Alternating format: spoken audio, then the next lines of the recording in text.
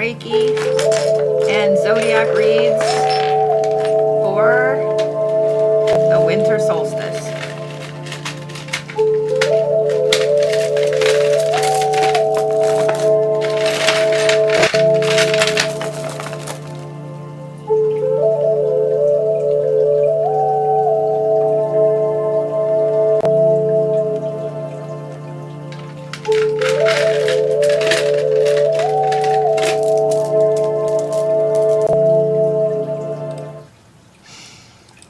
I can't seem to get my brain together today. It is what it is. It is what it is. I've had the nastiest headache all day. And, yeah, we're just gonna roll with it. I got the boof going. The boof is boofing. It's all good. I've got some Tylenol down me. Ibuprofen. How are you? Happy winter solstice. Happy winter solstice. I know. I know. Think about it. Think about it. Tonight is the longest night of the year. Starting tomorrow, the days start to get just a little longer. You've made it through the hard part. Let that sink in. You've made it through the hard part. All of the days getting shorter and shorter and shorter and shorter. You've made it through that. And now starting tomorrow, the days start to get a little longer and the nights start to get a little shorter, and we move toward growth, spring, etc. We're moving toward a new year in what, a week and a half? I'm excited. Are you excited? But tonight is going to be fun. We're going to make it fun just because I said so, and that's what, that's what's happening right now. Can't guarantee I won't be a little spicy tonight. Can't guarantee nothing. We'll say that. But in the meantime, let's Mr. Rogers this shit, yeah? It's a beautiful day in the neighborhood, yeah? Let's see. You know what? I haven't worn this one in a while, so we're going to do that. I think we need some lab. I think we need the lab before those two. I feel like...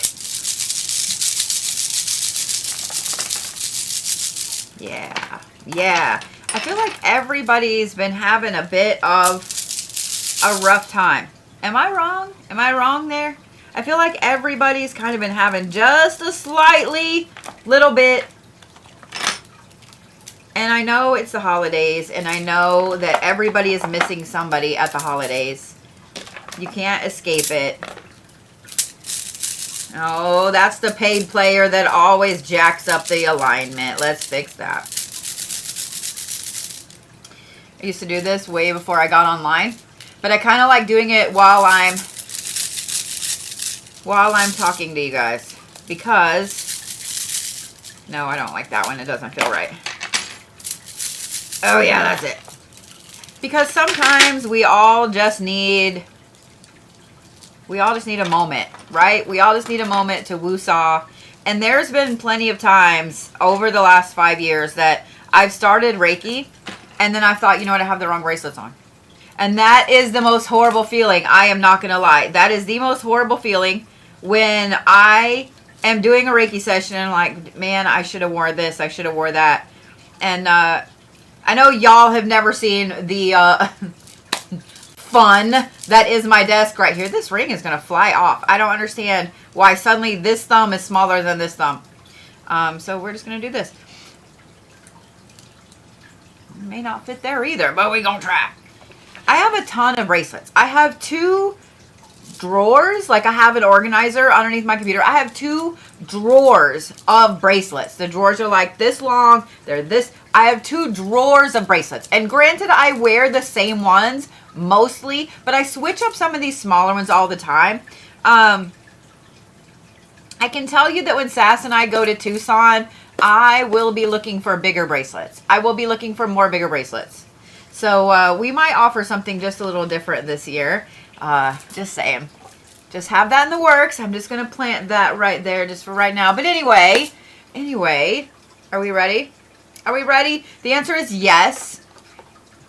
The answer is yes. It is the winter solstice. The days are going to start getting longer. Everybody's going to start being happier because the sun's going to be out. It's almost Christmas. I know that some of you guys have the bah humbug feeling, but you know what? It's fucking Christmas. Like, just enjoy it. Just enjoy it. And I want you to think of it this way. If you're not enjoying it, this is the last Christmas of the first quarter of the 21st century. The first quarter of the 21st century. This is the last Christmas of it, so you better enjoy it, bitches.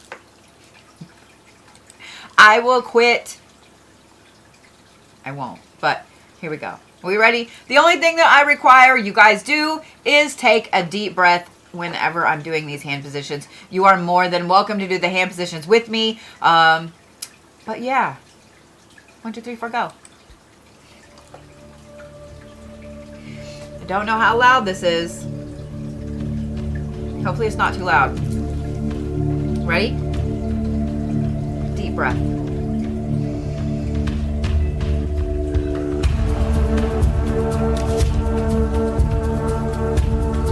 Is it too quiet? I feel like it's too quiet. We need loud. We need loud. We need excited. We need loud. We need excited. Better. Ready? Deep breath.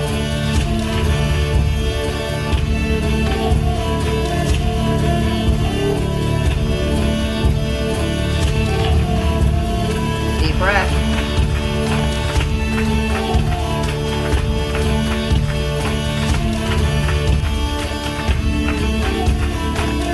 Deep breath.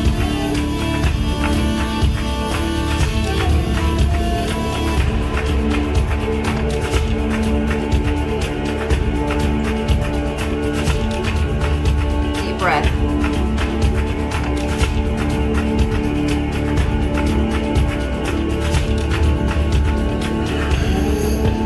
Deep breath.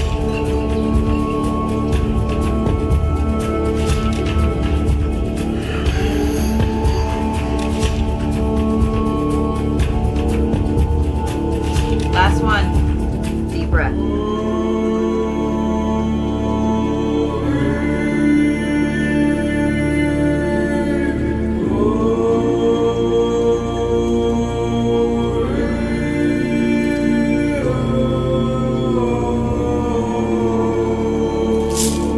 We are going to start at the soul star tonight. I know we usually start at the feet. Now it's too loud. You know what? I can just adjust it right there. Calm down. Calm down, beat. All right. We're going to start at the soul star tonight because I have seen everybody's comments on my videos, other people's videos about the headaches lately. So we're going to start here. And we're just going to like woo-saw. Ready? Soul star. I want you to focus about this far above your head. Right in there. Ready?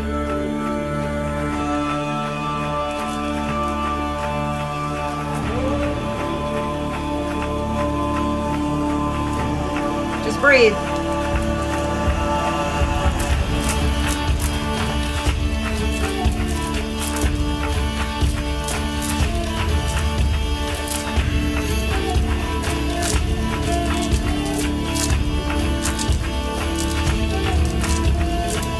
I want you to just feel, this is going to sound weird, but just do it, okay? Humor me. I want you to just feel above your head. And when you're like, I can't feel above my head. Yes, you can. How does your aura feel above your head?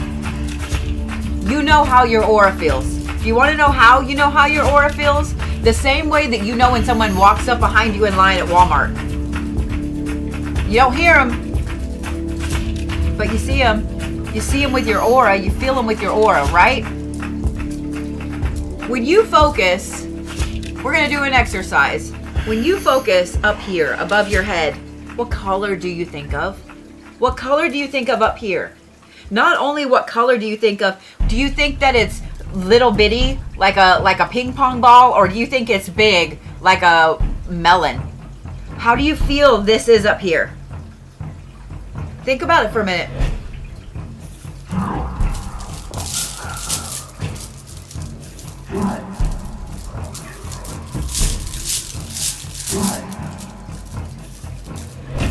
We're still working on it.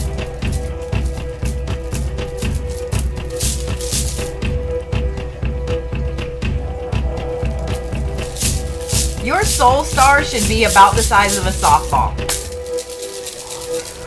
I'm going to pause. I'm going to pause the music for a minute. Your soul star, the chakra that sits up here, should be about the size of a softball, give or take, but about this big. If you feel like it's like this is why you got headaches, boo. If you feel like this up here, because I saw a lot of you guys saying huge, big. If you feel like it's like this, you're downloading too much and your crown, your third eye can't process it. If it's like this, if you feel like it's small, like it's a ping pong ball or smaller, it's too small and you can't get anything in. You can't get anything out. So you have backup this way.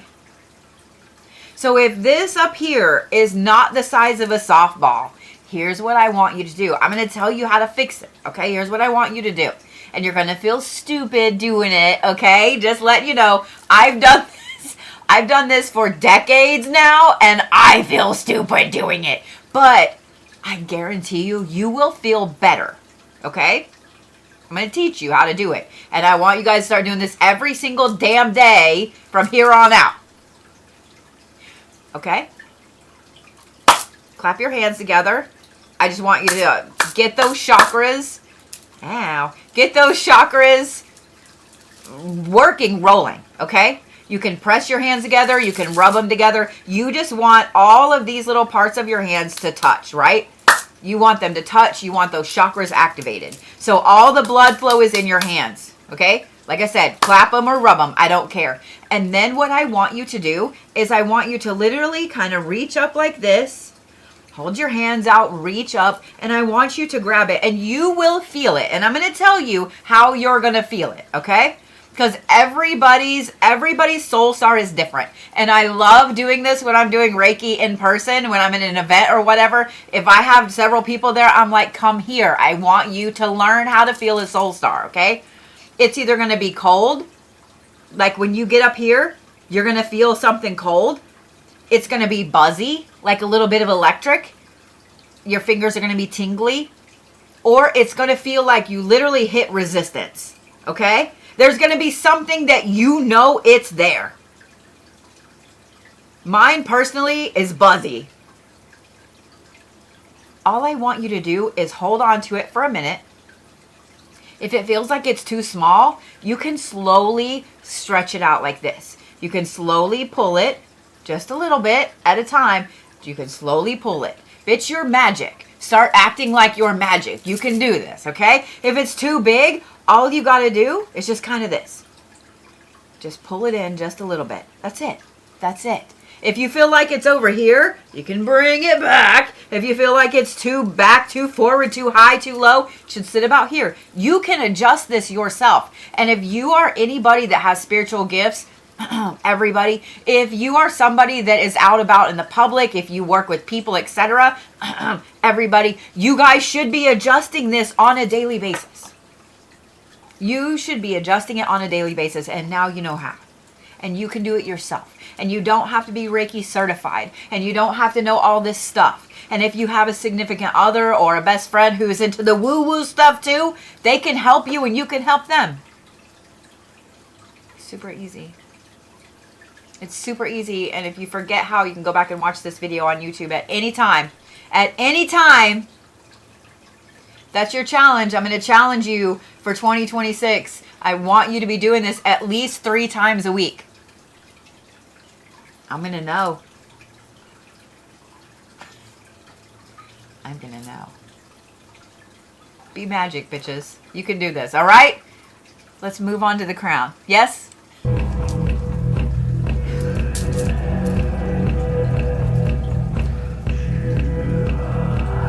Ready? Deep breath.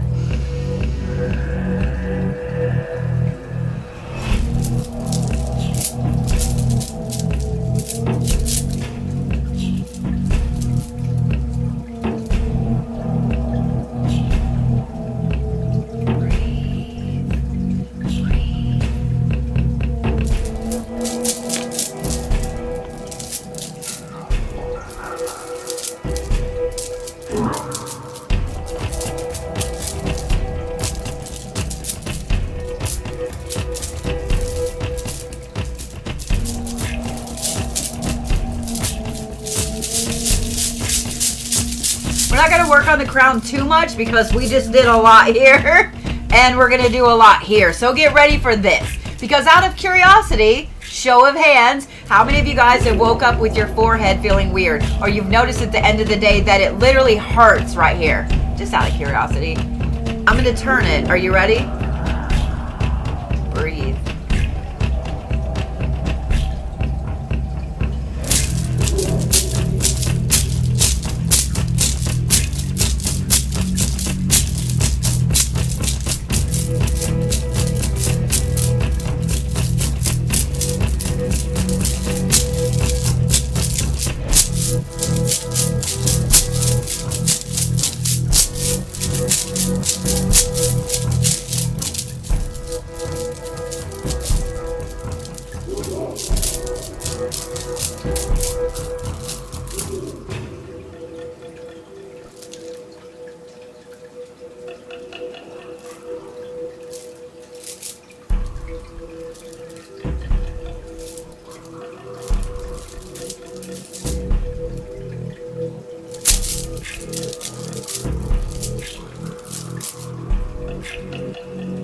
Breathe.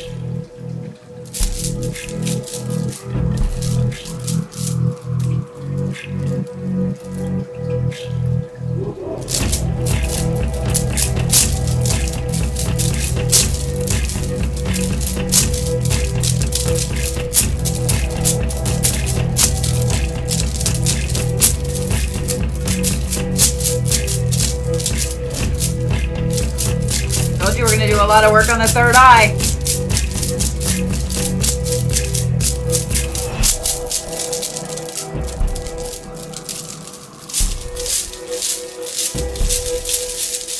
All right. Are we ready for the throat chakra? Are you? Are you really?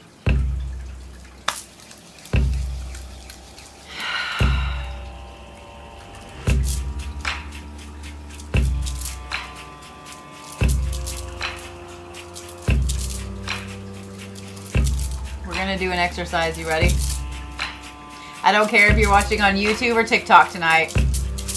I want you to just put a whole bunch of random letters in the chat. I want you to just scream in the chat. Because we all know that everybody is stressed out. Drivers are crazy.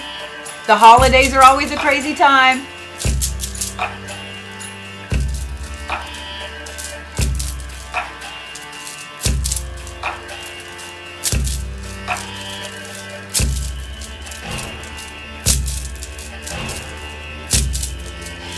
Anybody coming in this live right now is going to be like, what the hell is going on? Everybody's crazy!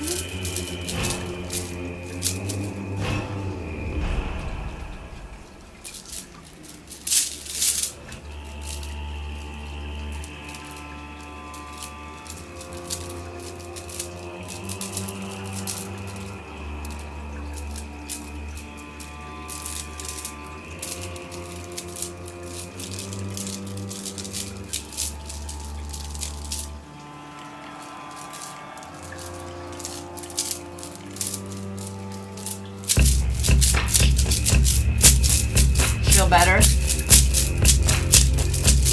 Feel better?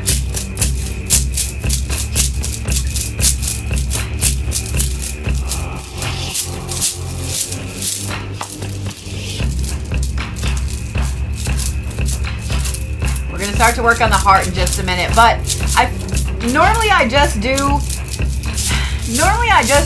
the chakras, but I feel like we need to kind of do something for the lungs this evening, and I don't know why. So I'm going to trust my gut. I feel like we need to do something for the lungs, and I don't know why. So that's what we're going to do. So we're going to work on one side and then the other. I don't care if you've got a cold right now or not, but we're going to work over here and then over here, okay? All I want you to do is just focus, you know, kind of in like the weird area right here below your collarbone, but not quite to the bottom of your ribs. I just want you to focus right there, okay? Just breathe. At any time, if you feel like you need to cough, do it.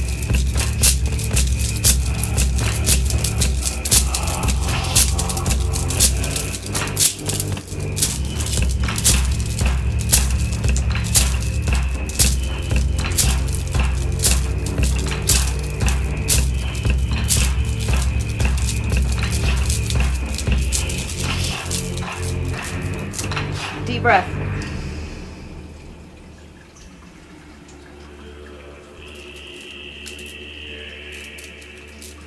Now we're going to work on this side. Okay? We're going to work on this side. Same thing. I want you to focus in this area right here. If you need to focus a little lower, like if you know you have problems down on your lower area, your lower lungs, but I want you to just kind of focus right here. Okay?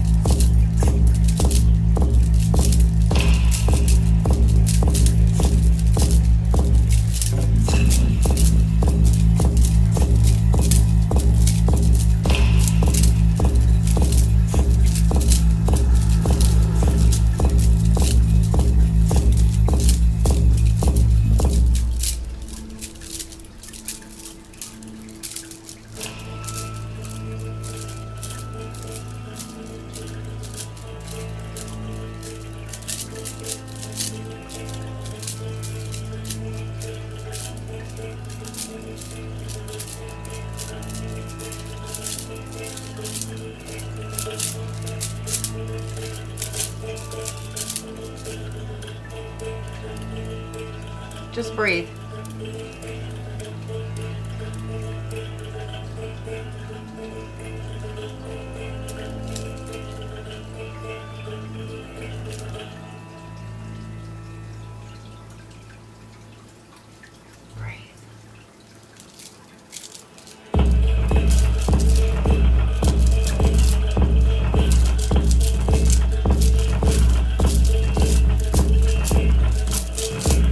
I'm working on them both at the same time, and then we'll work on the heart chakra. How many of you guys got really tired after that? I actually did.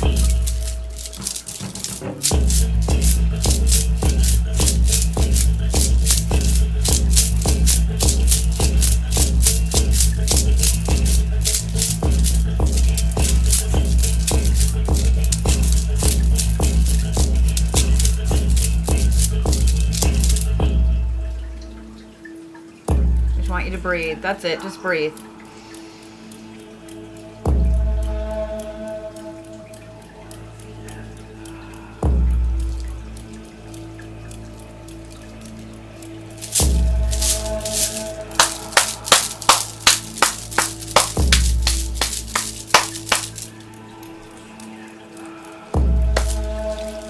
Ready for the heart chakra? And you guys don't think that energy work helps.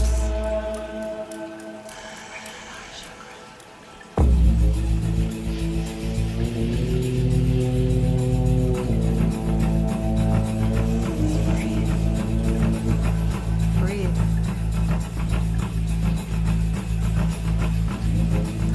And I saw somebody ask about the intestines. We'll do that. We'll work on those. But right now,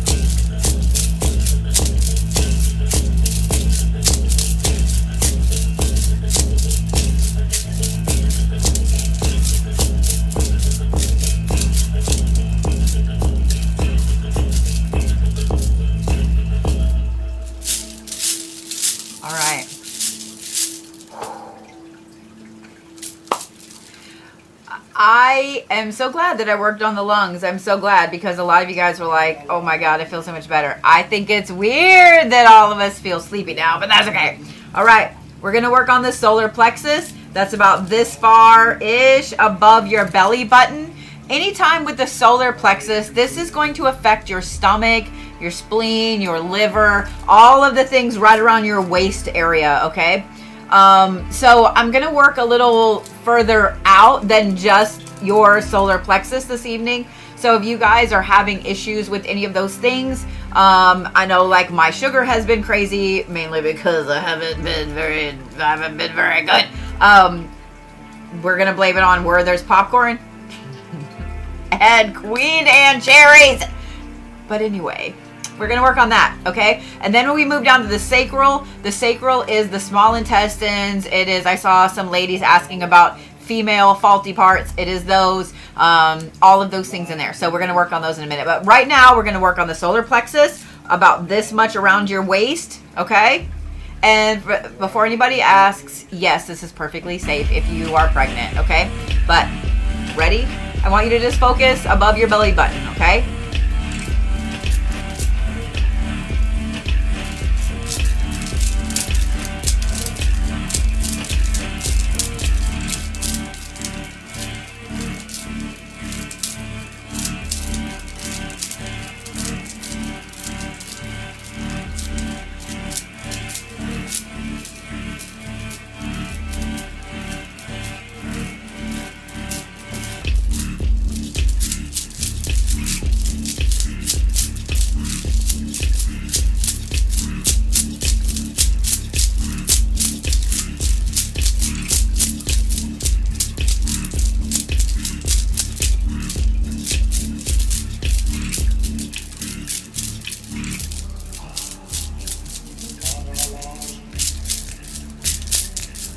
I'm starting to wonder if maybe on Thursdays we don't need to do like a body cleanse Reiki. You know what? We will.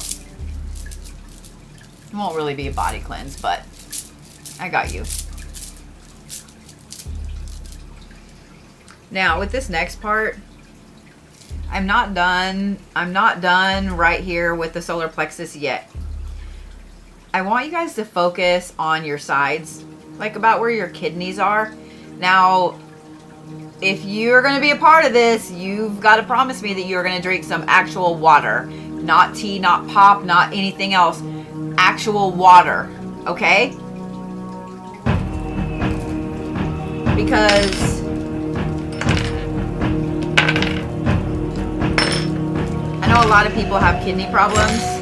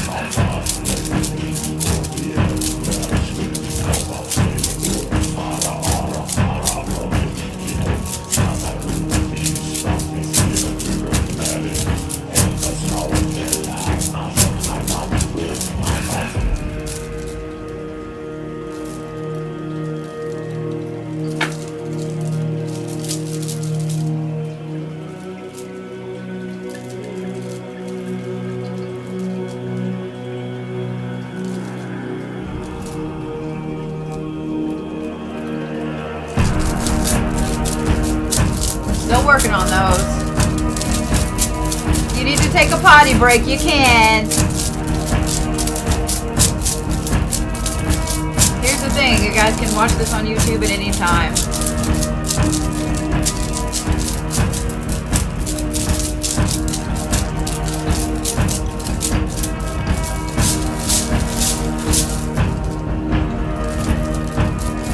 Just breathe, okay?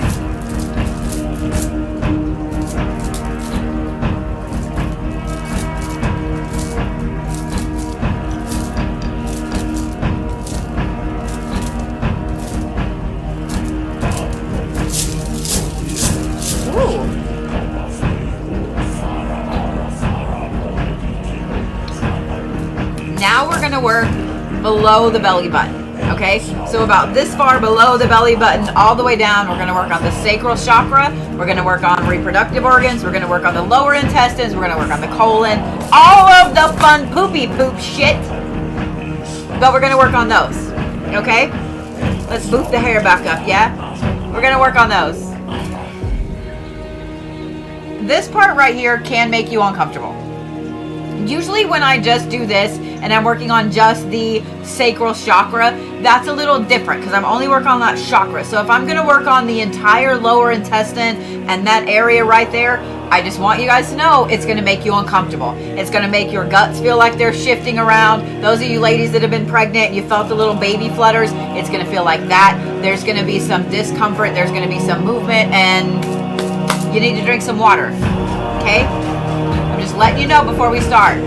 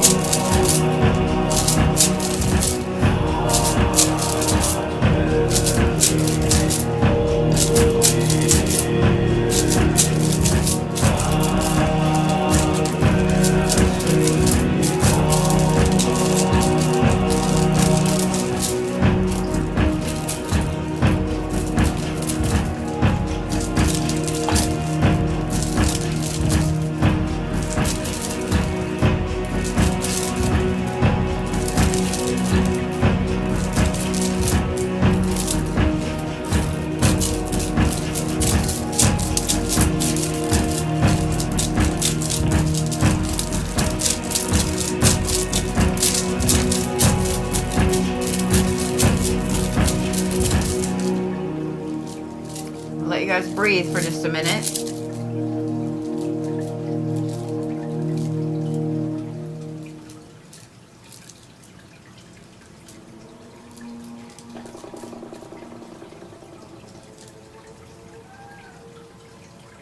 Just breathe. Just breathe. This is a good time to remind you guys that if you can't be pleasant, you can see yourself all the way out, F-U-C-K, all the way around the sun, somewhere around Andromeda, and keep on going, because we don't need your bullshit.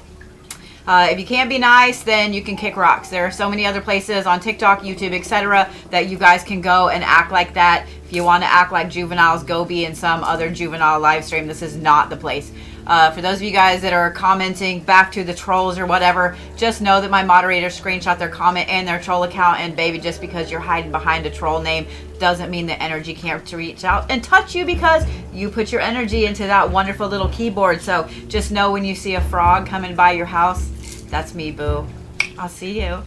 I'll see you. I'll see you. All right, ready? We're gonna work on it some more.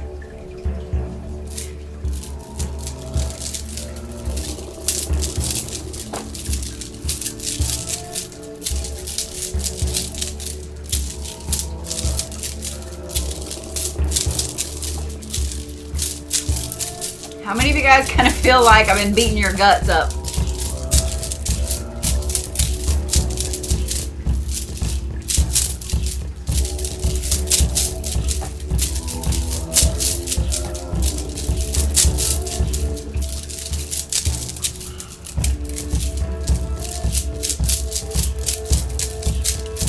All right, just breathe. We'll slow down then, since a lot of you guys are like, yeah, my guts hurt. Slow down, we'll slow down.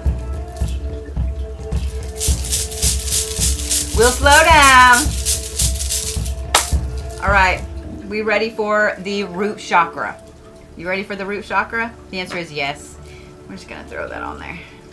Actually, we're gonna throw it on here. The answer is yes. Yeah, the answer is yes. Okay, we're gonna work on the root chakra. I'm even gonna take my shoes off. What I want you guys to do before I start working on the root chakra, I just want you to focus on the bottom of your feet. That's it, bottom of your feet. I don't care if you got shoes on, I don't care if you're barefoot, just focus on the bottom of your feet. That's it.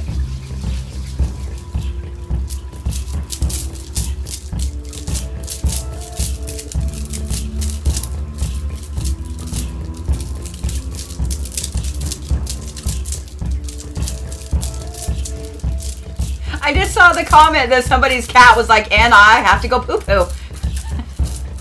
How many of y'all's animals just got up and walked off to go potty? Just saying.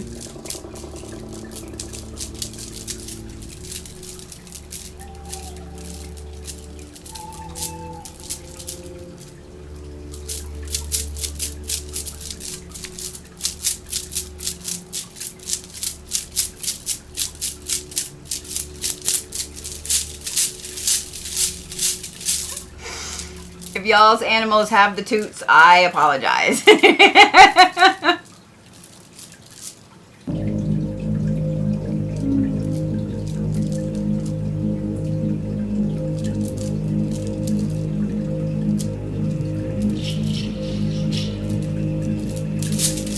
All right.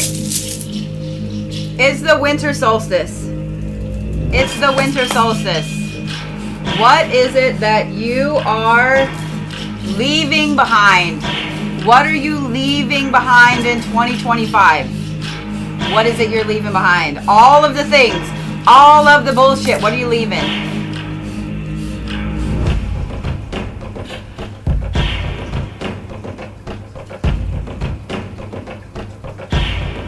What are you leaving? Big breath.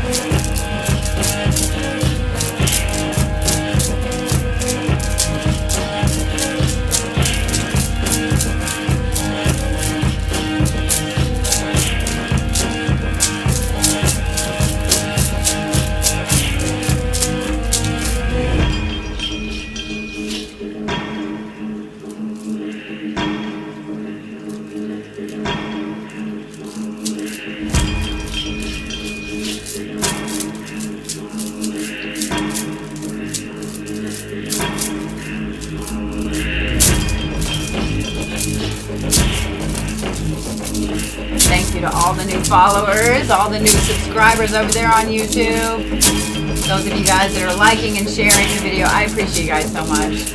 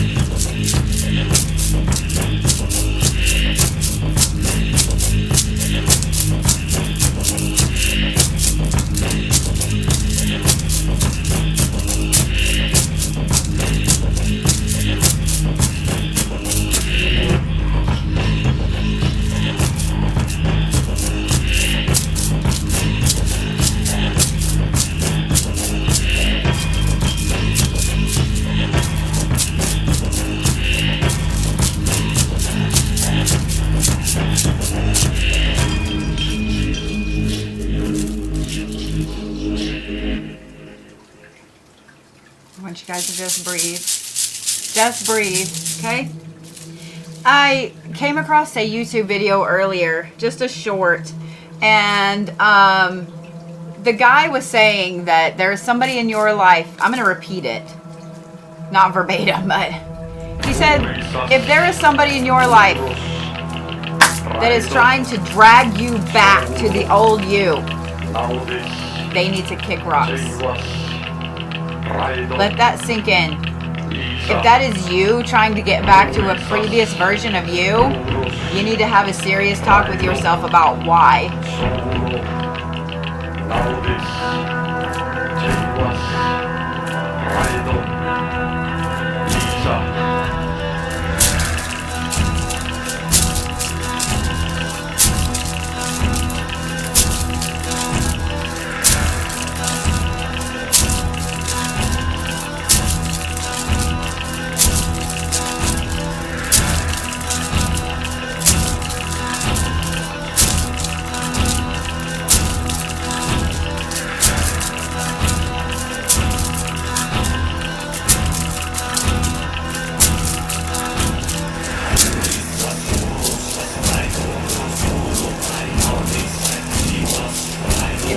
Don't want to put in the chat for everybody to see what you're releasing.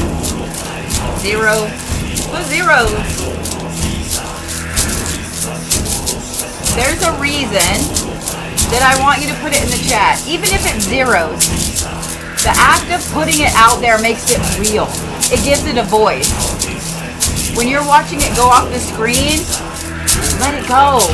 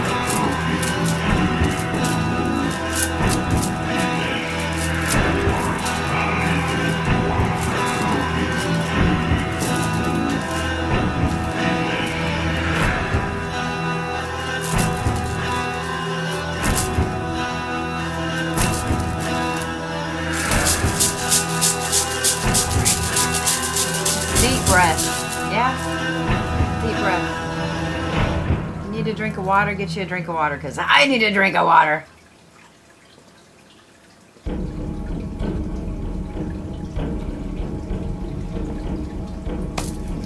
We're going to do something different. First of all, I showed you guys this on the live stream the other night. You wrap these fingers together, put these two together and these two together. This is a power mudra, okay? This is for channeling energy. I want you just in one word, what kind of energy are you bringing into 2026? Just one word. You can do several words, but one at a time. Power, love, health, strength, calm, fantasticness, over the top. I know that's 3 words, but you know what I'm saying. We're bringing full on Phyllis Diller meets Mimi from Drew Carey meets Weird Al Yankovic meets Stevie Nicks meets Bodhi. That's what we're bringing in. That's what we're bringing in. Meets Madonna, meets Lady Gaga. We're bringing it all. Here we go, bitches. What are you bringing in?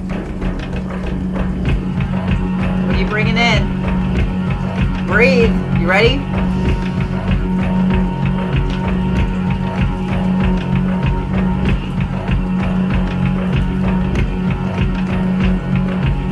Big breath.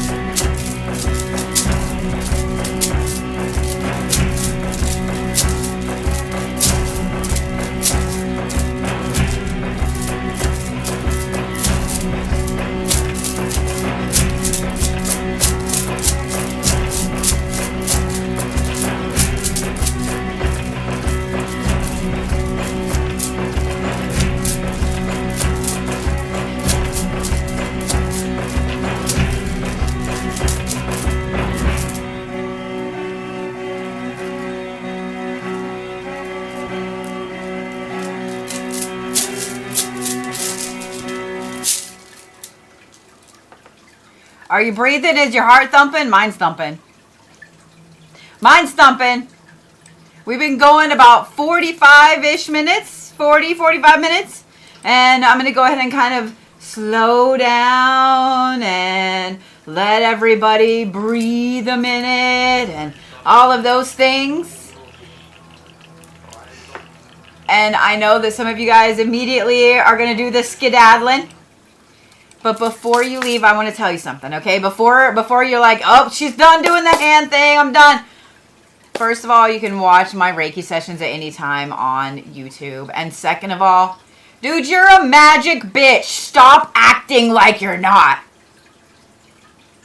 I see you over there. We all see you over there. Stop acting like you're not this amazing magical creature that people write stories about.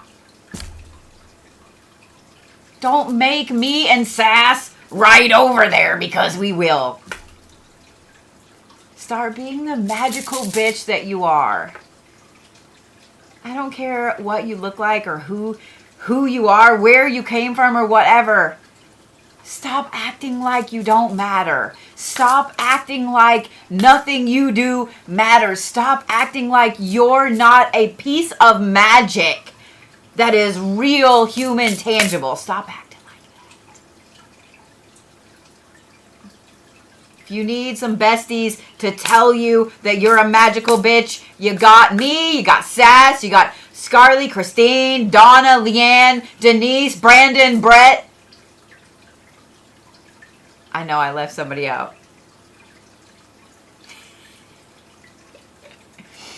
Stop acting like you aren't magic, guys. Okay? Stop acting like you aren't magic in a meat sack. Okay? You're fucking fantastic, dude. Dudette. Start believing in you. Okay? Because guess what? Just because I believe in you, just because other people believe in you, even though that's a great thing to know that people believe in you, until you start believing in you, we're all just people over here, man. We're all just people over here.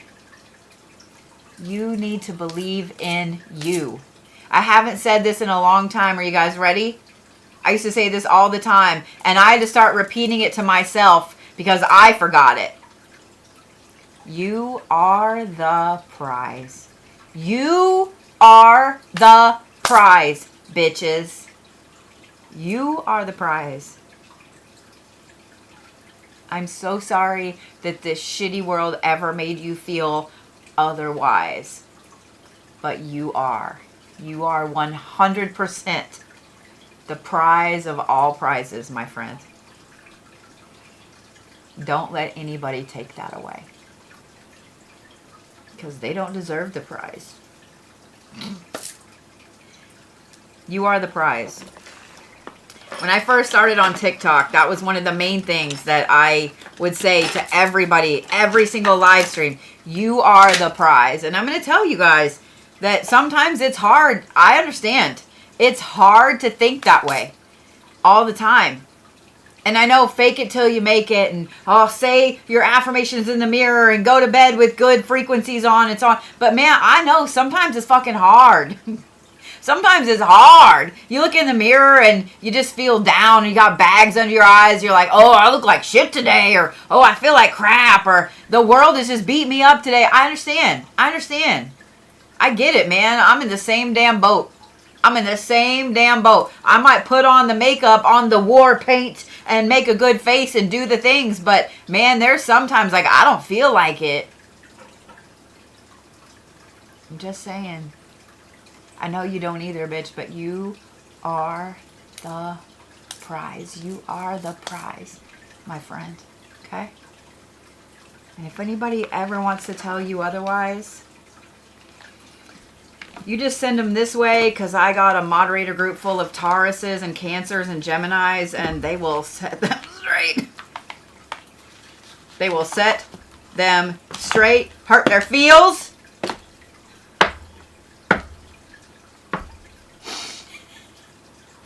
They'll hurt their feels. You send them our way. We got you. We got you.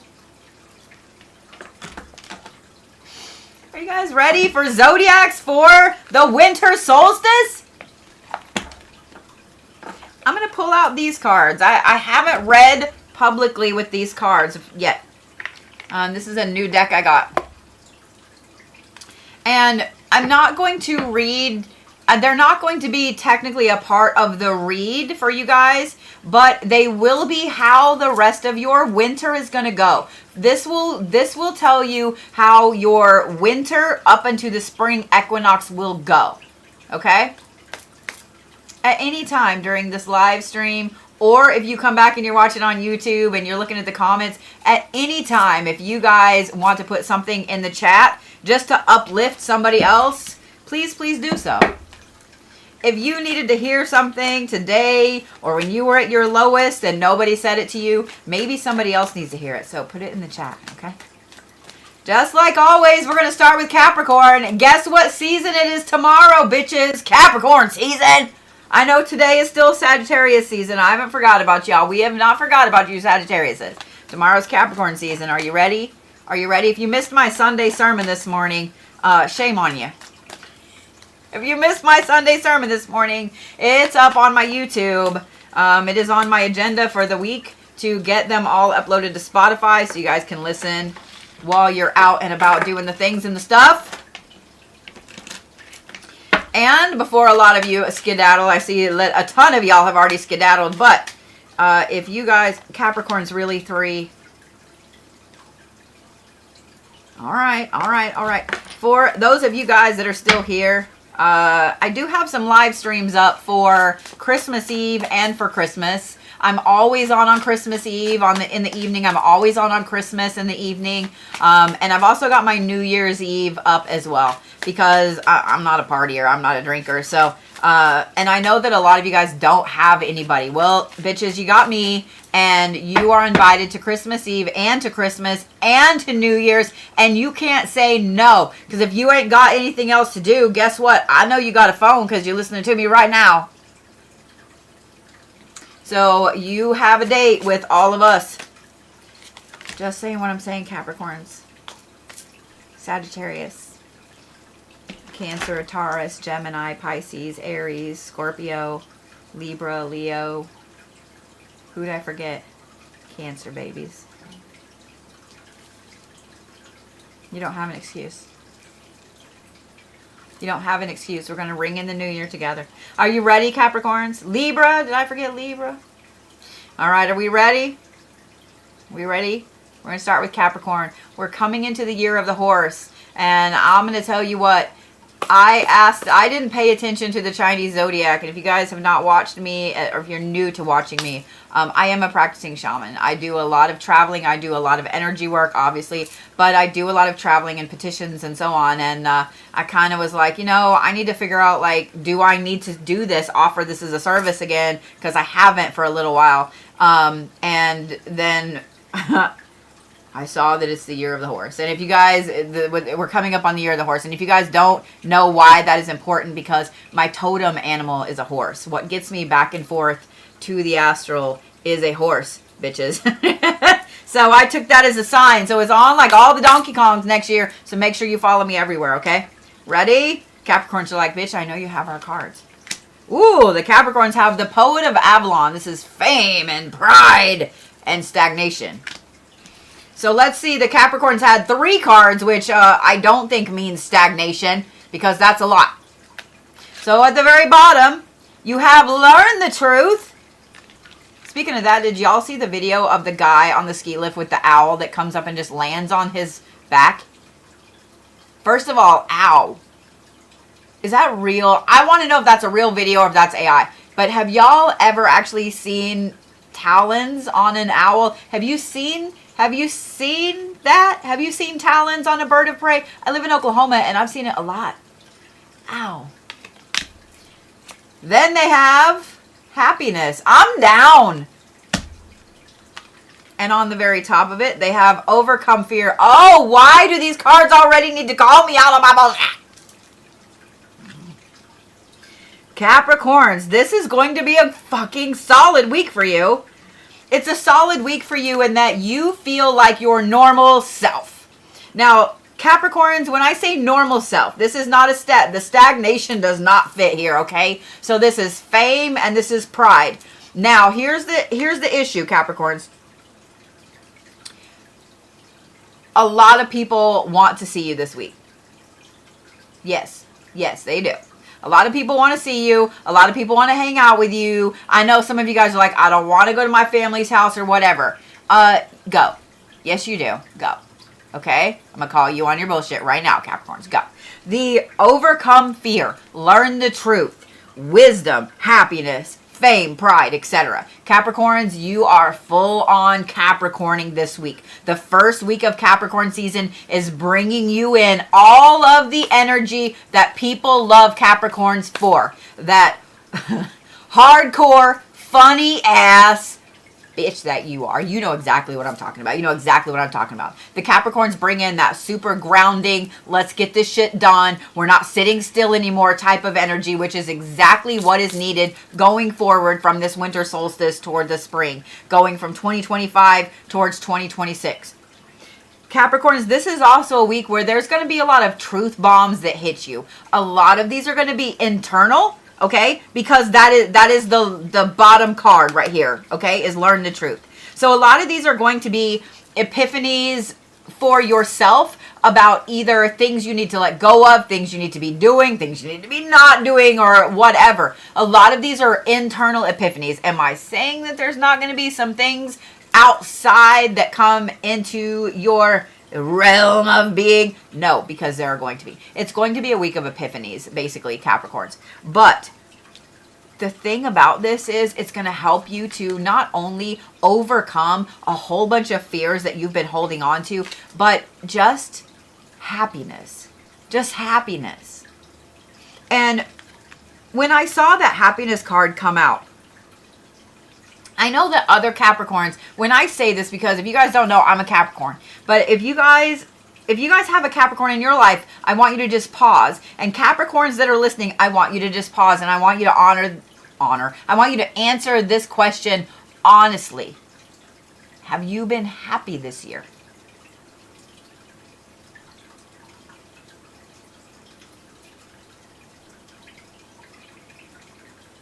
Have you been happy this year? Capricorns? My guess is probably not. Or if so, very, very little. Right? This year was hard on you. This year was sad. This year had a lot of downs versus the ups. This year had a lot of heaviness. This year had a lot of you holding it together for other people. Am I right, Capricorns? I know I am.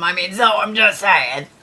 Those of you guys that have Capricorns in your lives, have they been happy this year? Have they? So when I see this happiness card right here, Capricorns, this tells me that this week is about you getting back to the happiness of you. This is about you finding your own personal fame, your own personal pride. Because the problem is when we're sad, when we're beat down, when we're lonely, when we have to carry the torch or the steel beam for other people for so long without a break, without time to be happy, without time to relax, it means that you really don't know how it feels to be happy anymore because everything has been so hard. So Capricorns, this week is all about you overcoming this fear. That's the other thing. When it comes to Capricorns, a Capricorn is never going to let you know that they're afraid of something. Unless it's something like spiders or sharks, which I don't like either one. Just saying. But a Capricorn is never going to say, I'm really scared of losing this person in my life. I'm really scared of losing my job. I'm really scared of losing this or having this happen. A Capricorn is never going to tell you that because they are so used to being the backbone of everything for everyone. They're never going to tell you that. Ever.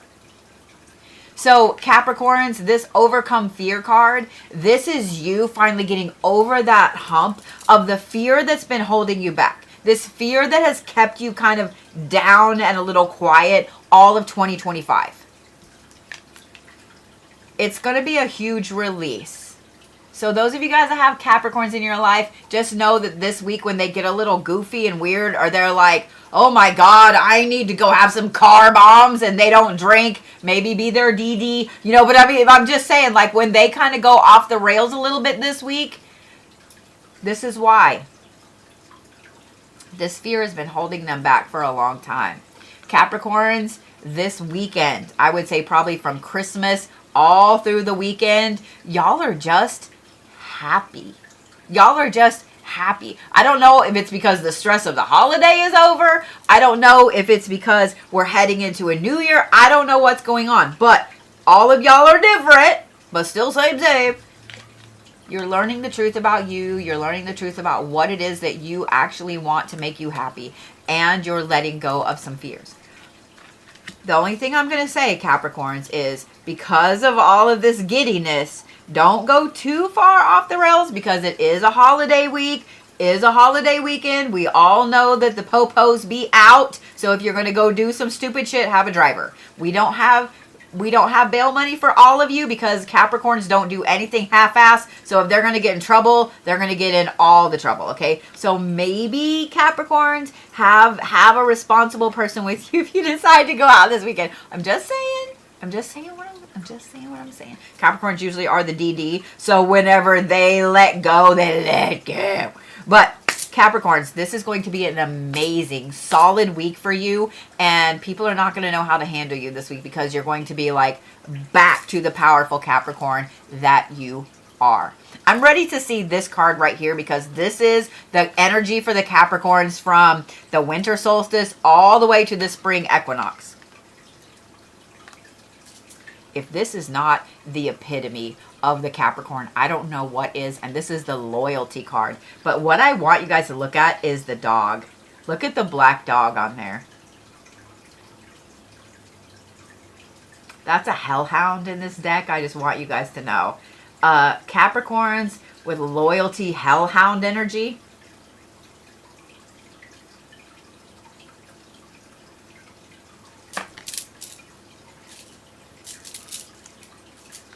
I see you over there, Capricorns.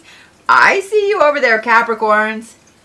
The Capricorns are right back to their solid ass energy, and they have been paying attention to who has been loyal and who has not. And God forbid that one of y'all fucked over a Capricorn. I'm just saying what I'm saying.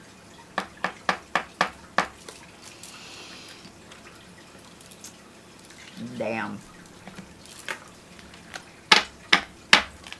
Damn. Stones for Capricorns.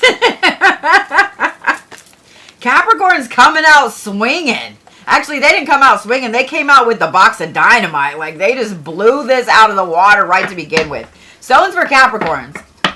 I'm going to say obsidian. The sharper, the better.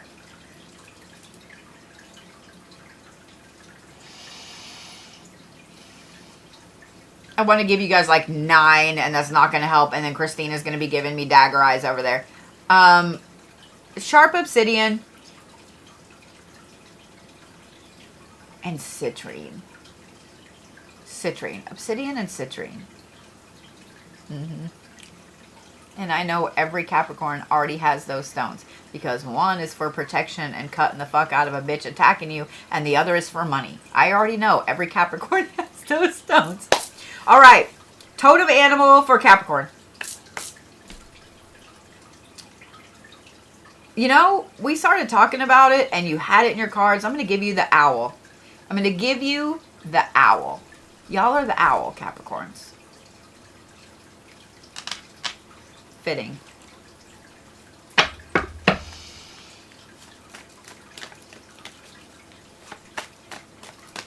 Are we ready, Aquariuses?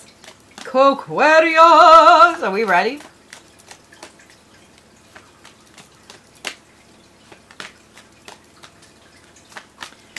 I mean, are you really? Because I can't get a card to come out. Like, seriously. Seriously, Aquarius.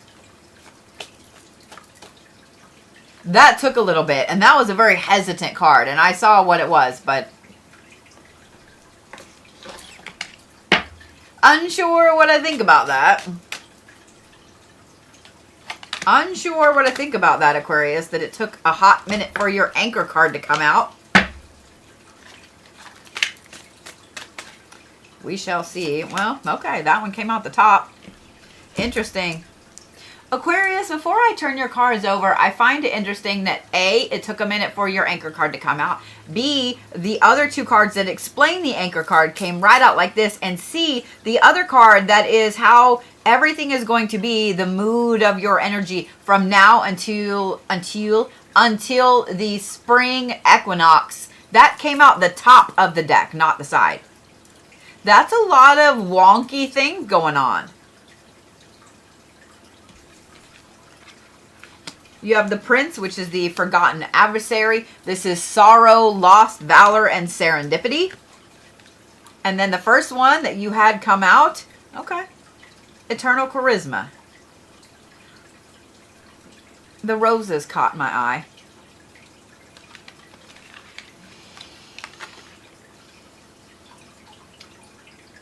Wow, that Reiki session was a lot. I needed that just as much as y'all did. This is the resilience card.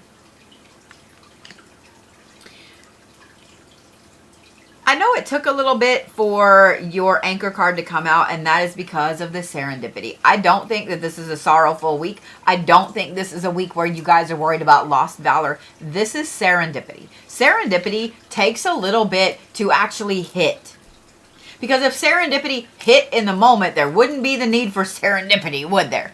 Because serendipity are those things, those meetings, those moments, those instances, relationships, jobs, etc., that you lose them or something happens, and then years later or months later or whatever, you find out something and you get in between all these people and you're like, oh my God, you see all of the lines. That was a weird way of explaining it. So let me say it this way, okay? So I'm just going to give you an example of serendipity in my life, okay? Y'all know that I used to be a professional gamer. I wrote all kinds of things about games, all kinds of stuff, right? I was doing some ghostwriting and press release writing work for a couple of clients and so on. And one of them referred me to someone else. Like they gave this person my name and, you know, they called me and we were chatting and they were asking about my services and how much I charge. And then he was like, well, let me tell you a little bit what I do. And he was like, and then I'd like to learn about your experience, you know, and so on and see where it ties together. Right. And so I was like, okay, cool, right on. And he told me that he worked for a group of esports gamers and that he represented most of the massive Fortnite players in a certain group. And I started laughing. I started giggling because I knew who a couple of these players were because of my kids at the time. I started giggling and he said, do you know who they are? And I said, well, only because of my kids. I said, but what's funny is I helped pave the way for a lot of those virtual character designs, and I told him about the patent and all that stuff like that. That is serendipity at its finest. He didn't know me. I didn't know him. But what's funny is when I started talking about my history, my resume, he was like, wait just a minute. And he pulled up a couple of things and he knew who I was. He knew who I was. And I thought that was fucking fantastic. I thought that was fantastic. That is serendipity. That is serendipity. Somebody in the chat over here on TikTok mentioned the certain group that it was. And yes, that group. That group. So Aquarius, that is the type of energy that you're bringing in this week. That type of energy. That quiet power type of energy. That little bit of, I did all of these things and they didn't seem like they were coming to fruition, but here's why, because all of these amazing things just happened to tie them together. There is so much serendipity this week, Aquarius. So many things that just come rushing right back in for you. All the things you've been manifesting, all of the things that you love the most, the people you love the most, I'm going to say it this way, and y'all are going to understand me, and some of you guys that are not Aquariuses will not understand. The relaxation that you love that you haven't been able to do in so long. Let me tell you a secret about Aquariuses, because my sister's one. I've known a few very personally. They have a specific way that they like to unwind. It's not the same for every Aquarius, but every Aquarius has one little thing that's their thing, right? And if they don't get to do this thing, then they turn into a cranky ball of crank. They're just a cranky ass crank. Cranky but cranky pants. Aquarius, this is the week that you get back to that. And by getting back to that, you get that badass charisma back that you all have. I know you think you don't have it, Aquarius, but you do. All of this serendipity is also going to show you where the resilience that you have held yourself to this year is paying off. Let that sink in, Aquarius. You have stood tall in the face of so much shit this year. So much shit this year. You have said no to things you really, really wanted, and you have said yes to things that you really didn't want to do because you knew it was the right thing to do. Guess what? All of that starts to pay off this week, Aquarius. This is going to be such a good week for you on a true Aquarius type level where it's not too much and it's not too little. It's just enough to keep you going, but not enough that you can't relax. It's just like the perfect week. It's just the perfect week for you, Aquarius. I'm here for it. I'm here for it. I'm dying to see this one. Are we ready? I know you guys are too. Why am I going to have to pull my glasses out? Don't look. Don't look. These other cards I kind of know by heart. These other cards I know by heart, but this one's also really hard to see the words at the bottom. Can y'all see that word? Because I can't see that word. Don't tell me I'm old, because I am. Dichotomy. Equal parts. Black and white, good and bad, light versus dark. That is your energy until the spring. I think that's very interesting because we are moving from the nights getting longer to now the nights getting shorter. We're moving from the days getting shorter to now the days getting longer. I find this card very interesting for Aquarius energy going towards the spring. Aquarius. Dichotomy. Go look it up. Go look it up. Oh, you have homework from a reading. Oh, no! Stones for Aquarius. Stones for Aquarius.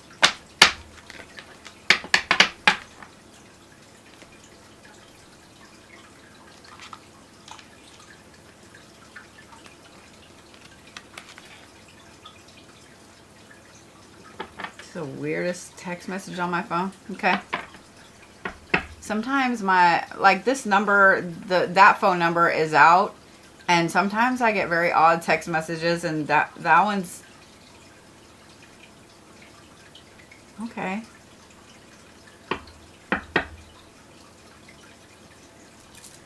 All right, we'll keep going. Stones for Aquarius. We're just gonna go ahead and close that. What the fuck?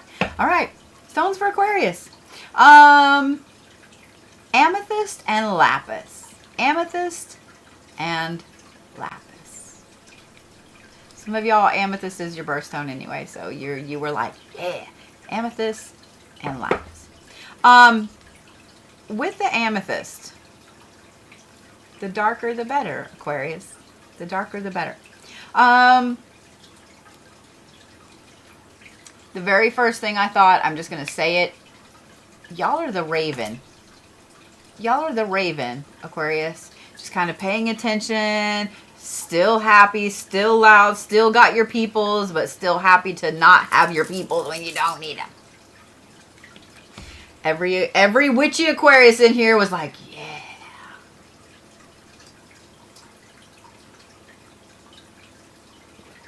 Oh, I love tea.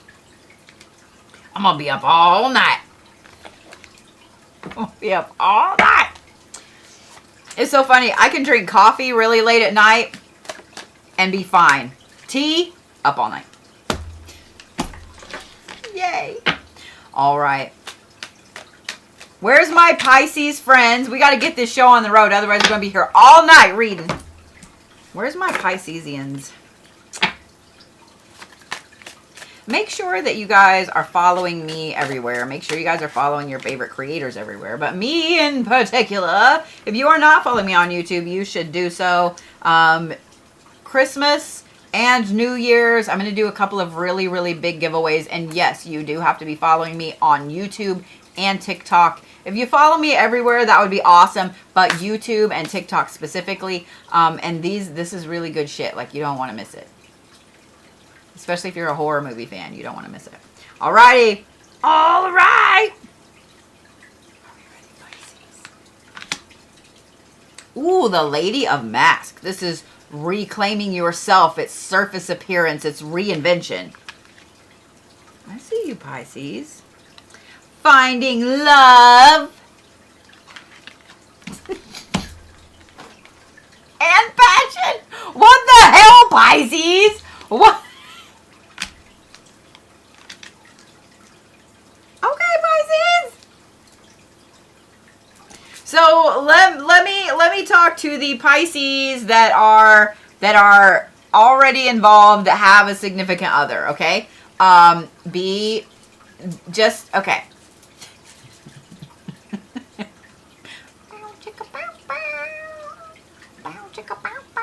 I'm just saying, you Pisces that are in serious relationships, they do need a break. Okay, your significant other does need a break. Okay, if you are in a significant other type relationship with a Pisces, know that they are going to be overwhelming you this week. Love bomb. They're loving you. Yeah, just know you're going to come into the house hearing some Barry White and shit. Like, just know. If you're in a relationship with a Pisces, get you some Gatorade. Get you some snacky snacks. Like, and Pisces, if you're in a committed relationship, or if you're in a relationship at all, or even if you're dating or whatever, like, keep in mind that you're overwhelming this week. That you're overwhelming this week. Okay, we love you, and we love your squishy McSquisher sense, but just realize that people do need a break. Okay, you do got to come up for air, Pisces. Okay, for you single Pisces, this is a good week to go on a date. It's a good week to go on a date. Okay, I am not a Pisces, thank God. I am not going on no fucking dates. But if you are a Pisces, this is a good week for you to go on a date. It's a good week for you to actually get out and about, okay? Because you're feeling your oats, you're feeling your Wheaties, you're feeling yourself. Like, I'm just saying, Pisces, this is y'all are just feeling yourself. You got your mojo back. I'm just saying. But aside from that, Pisces, this is also a really good week for you to get back to the thing that you're passionate about. Okay? Not just your person, but the thing you're passionate about. Reclaiming yourself has a lot to do, especially for you Pisces that really roll off of emotions. This has a lot to do with you reclaiming the thing that makes you you. For some of you guys, it's very artistic. It's painting, it's sculpting, it's writing, it's drawing, or whatever. For other of you Pisces, it might be something work related or a hobby or whatever. But whatever it is, Pisces, that's your passion, this is the week to get back to it. So if you have a Pisces in your life and you have no idea what to get them for Christmas, you still got a couple of days, but you know, if they're in your life, you know their nerdy passion. Because I love you Pisces, but we all know that every single one of you Pisces out there, you have some nerdy ass hobby passion that you love, okay? And we love you for it, because we all have them. But you guys overwhelmingly have some really interesting nerdy passions. If you guys have a Pisces in your life, just know that is what you get them for Christmas. That is what you get them for Christmas, is something that they've been wanting really, really bad, but they don't really want to tell you because they feel like it's too nerdy. But here's the thing, Pisces, get back to doing that thing. If you're a big Star Trek nerd, sit and have a Star Trek marathon. If you're a Harry Potter nerd, plan you a trip to Hogwarts. Whatever it is, okay? Whatever it is. This is a week, Pisces, to kind of dive into that a little bit. This is also a good week. This is hard for me to say. Well, no, it's not, because some of you guys noticed my hair is different today. I chopped about 5 inches off my hair today. In a lot of places. I did like a long shag instead of a wolf cut. Pisces, this is a good week for you to make changes to your physical self. If you've been wanting to get your hair cut, to dye your hair, if you've been wanting to make a change with yourself physically, this is the week for it. This is the week for it, Pisces. So if you've been wanting to make a change and you've been rolling around some things, you know what I mean? Like trying to decide, like, do I want to cut my hair? Do I want this? Do I want that? Go for it. Go for it.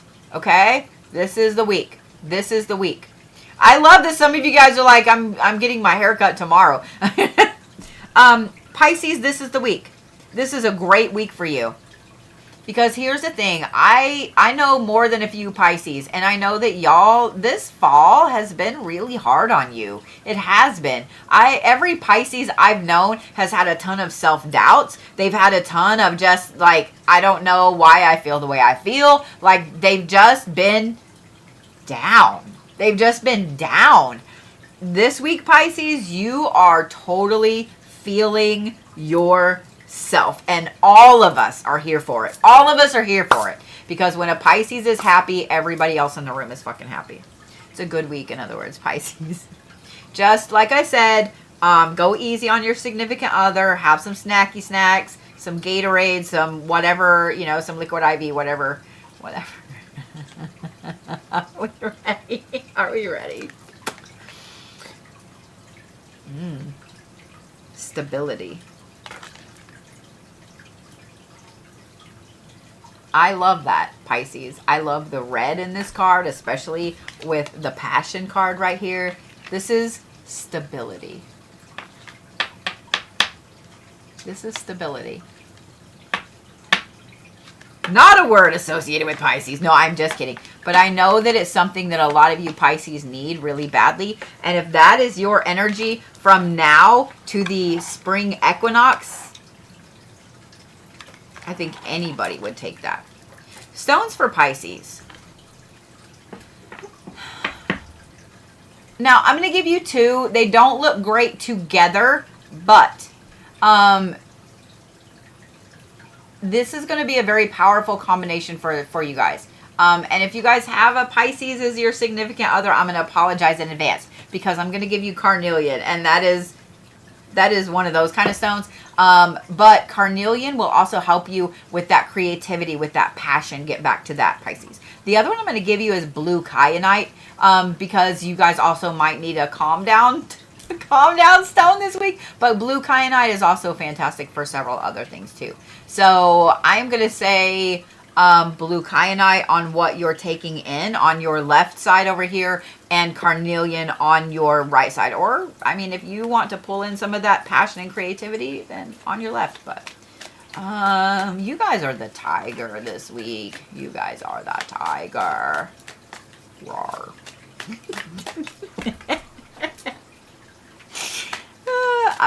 That was funny. I'm going to have to... no, you know what? I don't want to. Sometimes I'm like, I know that was funny. I'm going to pull that off and look at it later. And then I'm like, no, you probably look like a dumbass. Maybe don't do that. All right. Are we ready? Oh, shit. You know what? I'm actually really, really excited because I get to kind of sleep in a little bit in the morning. I haven't felt super great the last few days.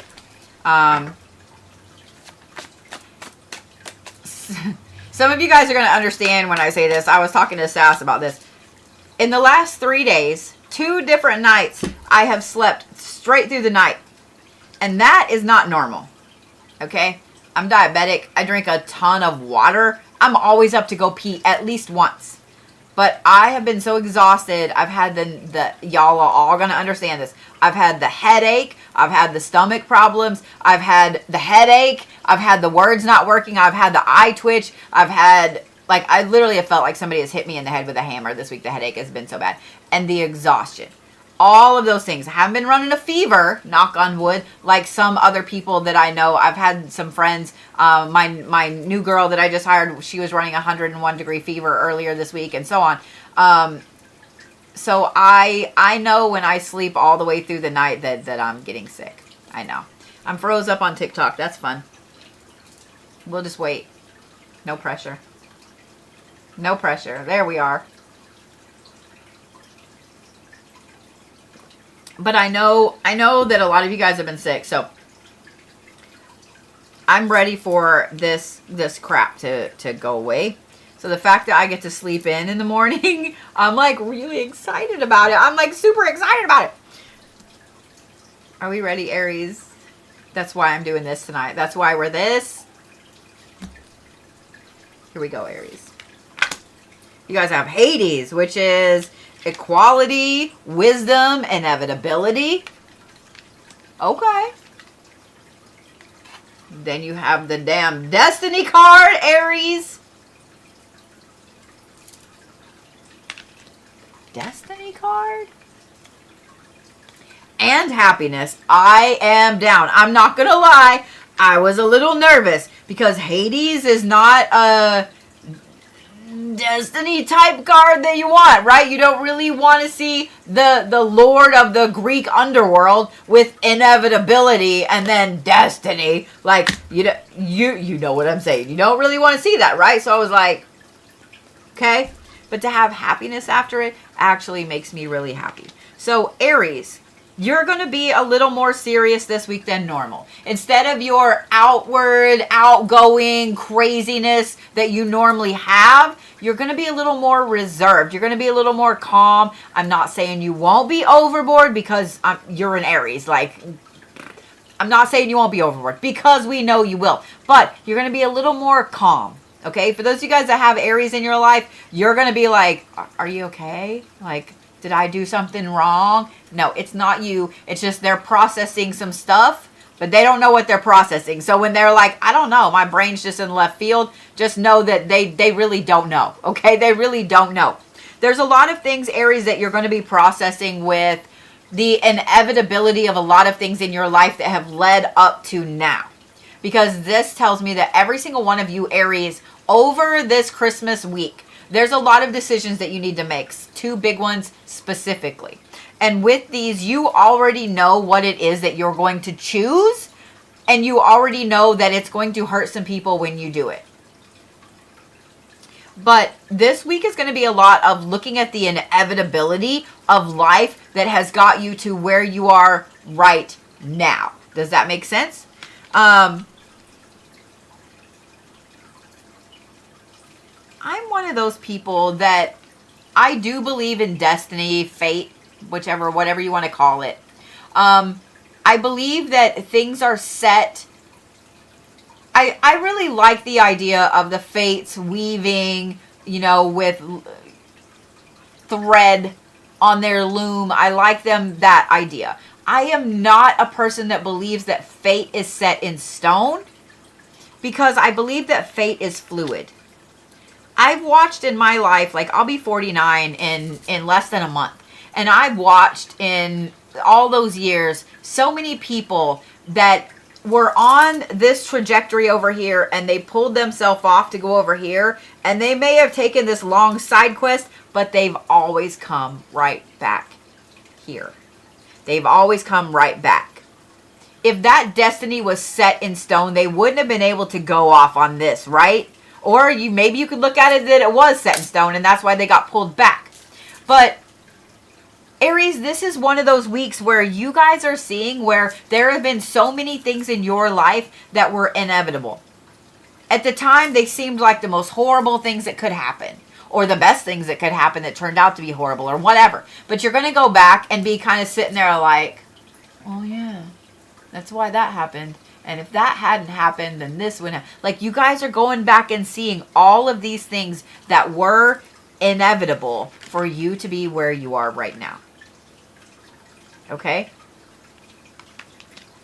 Good, bad, and indifferent. But what I love about it is it's going to give you closure on a lot of things that you've been overthinking lately. You Aries are some overthinking shits. We don't give you enough credit for how overthinking you are. But y'all are some overthinking shits. I say that in the most loving way. So this inevitability and you seeing that your own personal destiny has kind of brought you where it needs to go. This is a lot of closure. It's a lot of closure. It's a lot of release. Okay? Now, what that translates into is Aries also having a little bit of an emotional week with maybe some tears, good tears of, oh my God, I can finally stop worrying about that. Or, oh, thank all of the gods that this is not a thing or that this is a thing. This is a lot of release, Aries, okay? So be easy with yourself this week because I know that even though I said that, you're still going to be hard on yourself. Even though it's a good thing to release this shit, you're going to find yourself crying in the shower, and then you're going to be mad because you cried in the shower. I already know, Aries. I already know. Be easy with yourself this week. But this is a week that you are happy about the holidays. You are happy about all of this stuff. You're happy about being able to spend time with people that you love. And it's going to be a really, really good weekend. A really good weekend, Aries. It's going to be a good week, but a really, really good weekend. My advice is, if you don't already have plans to see family, friends, etc. this weekend, make some, or just go do it. Just go do it, okay? I'm curious about this. What are the odds that the other cardinal sign also get loyalty? Are the cardinal signs going to have loyalty? Are the cardinal signs going to have this every single time? Because Capricorn and now Aries have had the loyalty card. This is that black dog, that hellhound loyalty. I'm not going to lie. I mean, we're going into a cardinal sign season. I'm just saying what I'm saying. Stones for Aries. Pyrite and rose quartz. Pyrite and rose quartz. Labradorite also. I'm going to give you 3. Pyrite, rose quartz, and Labradorite, because I feel like with the destiny aspect in there, Labradorite will help you guys tremendously. And that looks good with either one of those or both. And then I am going to give you the black dog. You are the black dog. I know that you guys are like, I'm a dog, boy. But make sure you look up what the spiritual meaning of the black dog in particular is, because black dogs are a specific sign. I'm just saying what I'm saying. All right. I almost said Gemini. All the Tauruses were about to like skewer me alive with their eyeballs. Taurus.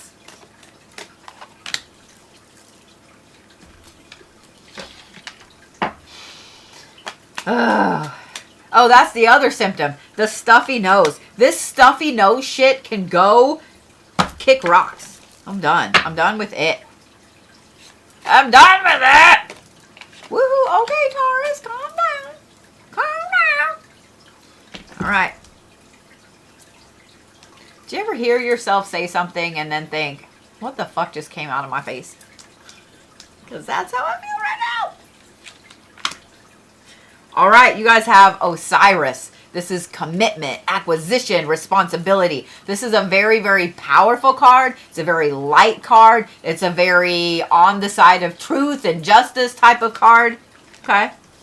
Then you guys have rebirth. Oh, I'm here for this. I'm here for this. I have a lot of Taurus moderators and I'm here for it.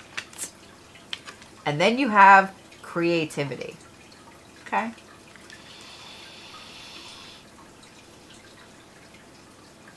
Taurus. This is one of those weeks where you guys feel like y'all are Batman this week. Like y'all feel like Batman this week. Y'all feel like you have had this complete and utter amazing rebirth. Your energy has changed. You have changed. You look in the mirror, your face has changed. You have just had this shift. The Osiris energy here, especially with the... Osiris is a very interesting deity. And my brain keeps rolling over the story of Osiris and so on. And he was the god king of Egypt. This is a very important, pivotal time in your life, especially with this rebirth and the creativity. This is a very pivotal time in your life. This week is going to bring about a lot of agents of change, agents of rebirth, and I don't know if these are going to be opportunities or just something that comes across your radar that's going to be an opportunity in the next couple of weeks for a massive shift, change, etc. I can't underscore the significance of this week enough, Taurus, because of Osiris and commitment and responsibility and the acquisition, and then because of this rebirth card, because the winter solstice is rebirth. It is the promise of rebirth. So the fact that I'm like, my hair is fucking standing, I've got goosebumps. I don't think y'all can see this. I got fucking goosebumps. But the fact that you guys have pulled these two cards on the winter solstice, which is when things go from the darkness starting to get back to the light. That is rebirth if I ever heard one, Taurus. This winter solstice and this week in particular is really, really intense for you. Don't ignore your intuition. Don't ignore the signs around you, Taurus. And don't ignore the outside, okay? I said that on purpose because every Taurus I know, y'all have been in hermit mode. Full on fucking hermit mode. You don't want to people. You don't want to go out. You don't want to do anything. This is not the week for that. This is not the week for that. And if it's like shitty weather where you are and like you safely can't get out, then be scrolling on some social media that you normally aren't on. Or attend some classes or something like that. But I'm just going to say, Taurus, I cannot underscore enough. I cannot reiterate enough. I cannot put enough emphasis on the rebirth and the acquisition here. Do I need to say it again? Do I need to say it again? Like, I'm trying to tell you the seriousness of this. This is a very pivotal moment. It's a very pivotal week for you. The creativity card, also, I want to talk about this, and I want to point out that this is the spider. What I love about this is an intense amount of creative strength coming your way. For this acquisition aspect over here, that's another intense amount of creativity that's needed to make the correct acquisitions. Does that make sense, Taurus? Just saying.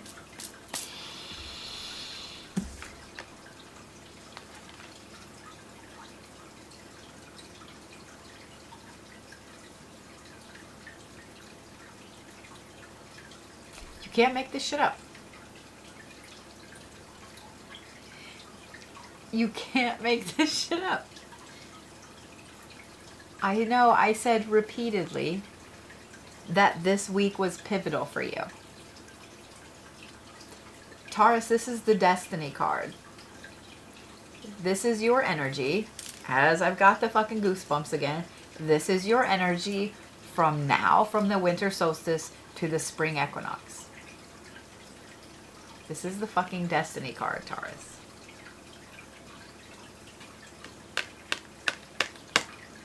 Did I say that I can't reiterate enough the importance of this rebirth and the importance of this week?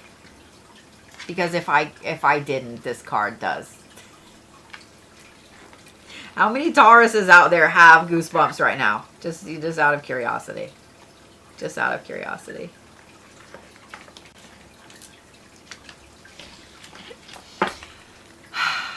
Stones for Taurus.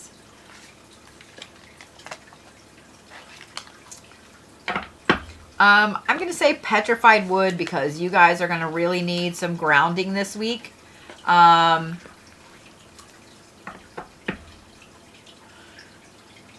Petrified wood and clear quartz. Y'all need the grounding, and the clearer the better with the quartz. Y'all need to be able to see things clearly, and y'all need that amplification that clear quartz provides.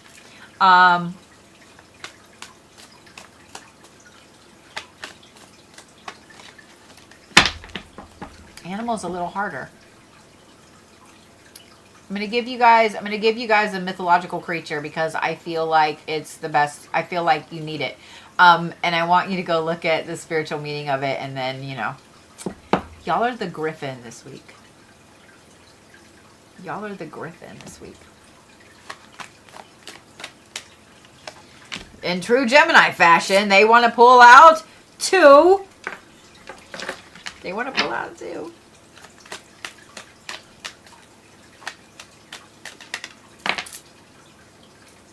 Okay. Gemini. Oh, all right then. That was interesting. I'm not quite sure which card just actually came out of the deck. I might have to rewatch that. I don't know if that picked up on YouTube though. Shit. That's okay. I can download it on TikTok because that was weird. Did y'all see that? Okay. All right. Geminis, I feel like you are some magical little beasties this week. I feel like you are magical little beasties this week. I'm going to put a bite of popcorn in my face.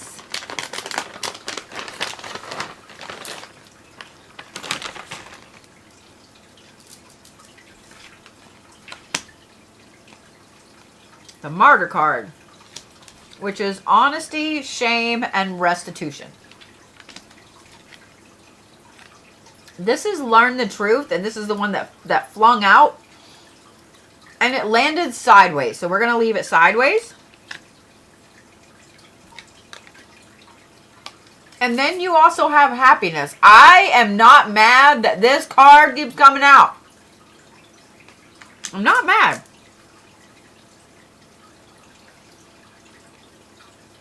Gemini, I'm going to appeal to the kid side of you for a minute. So turn the adult side off, okay? Now, the thing is this.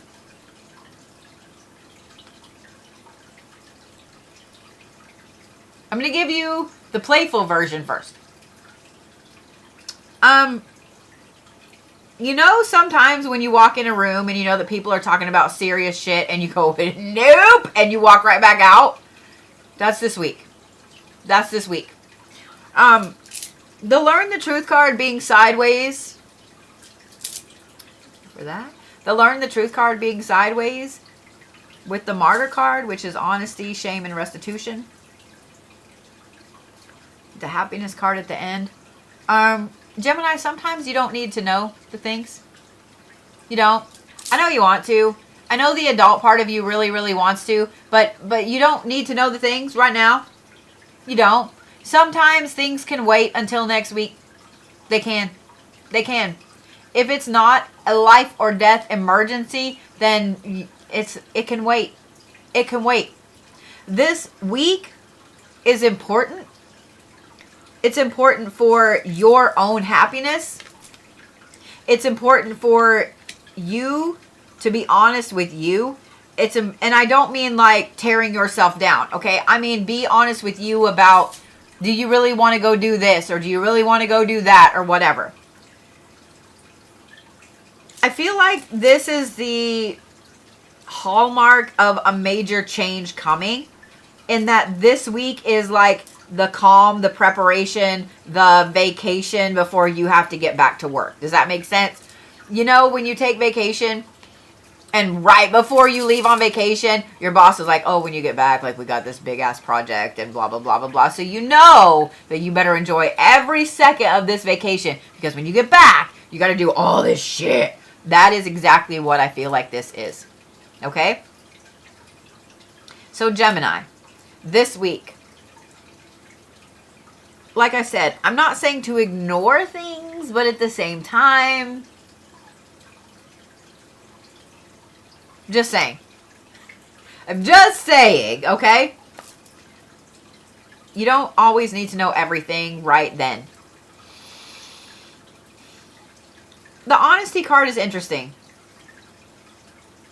I don't feel like this is a lot of martyr energy. I feel like this is mainly you being honest with your time. This is you when people are coming to you with drama this week, when people are calling you, when people are wanting you to do this or do that or whatever, but you're on vacation this week, or they want to talk to you on Christmas about some bullshit or whatever. You don't have to answer the phone. You don't have to attend that argument. You don't have to answer that work email. I love popcorn, but I also hate the little thingies that stick in your throat.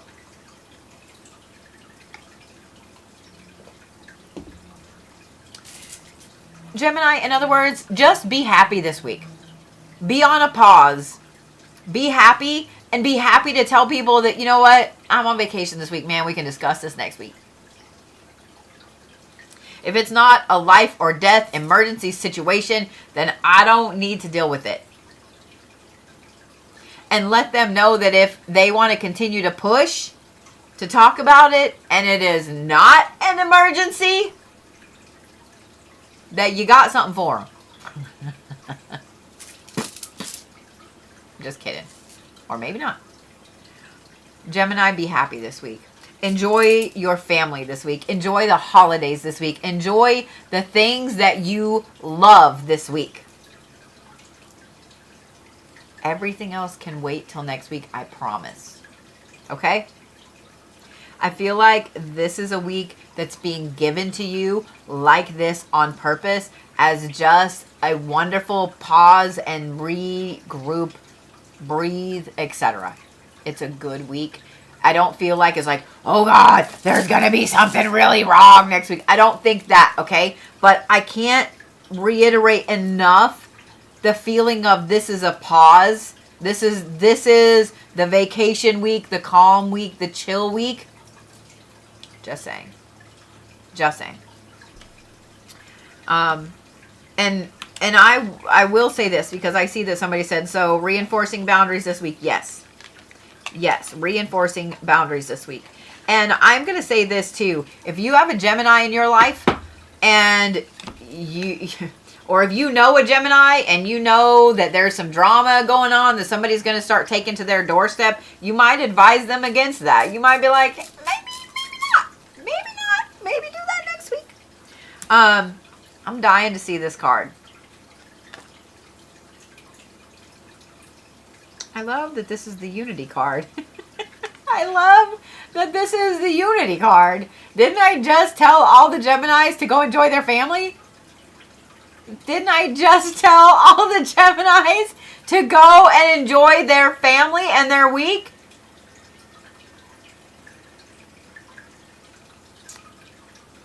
So Gemini, your energy from the winter solstice to the spring equinox is unity.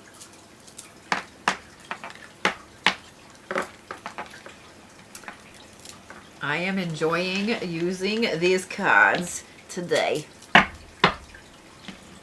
All right. Stones for Gemini. You know, I'm going to say anything black because all of you Gemini, y'all all have some interesting friends because of that dualistic part of your personality. So for one person, you might need all the obsidian, and for someone else, you might need onyx. So any black stone and peridot. Any black stone and peridot. And that will also look really, really gorgeous together and appeal to the very dualistic Gemini nature. Y'all are the hermit crab this week. Y'all are the hermit crab this week. I know. Every Gemini was like, what are you doing? Y'all are the hermit crab this week. That brings me to my lovely little Cancer babies. My lovely Cancer babies. Okay. They're flipping cards already. Calm down. I'm going to need you to take a breath, my sweet little Cancers, because y'all got really crazy really quick. Woo-saw, bitches. And I see all the Cancers in the chat. So we know who's bringing the chaos energy. See? Woo-saw. Calm down. Because that works. Because telling someone to calm down works every time. Just saying.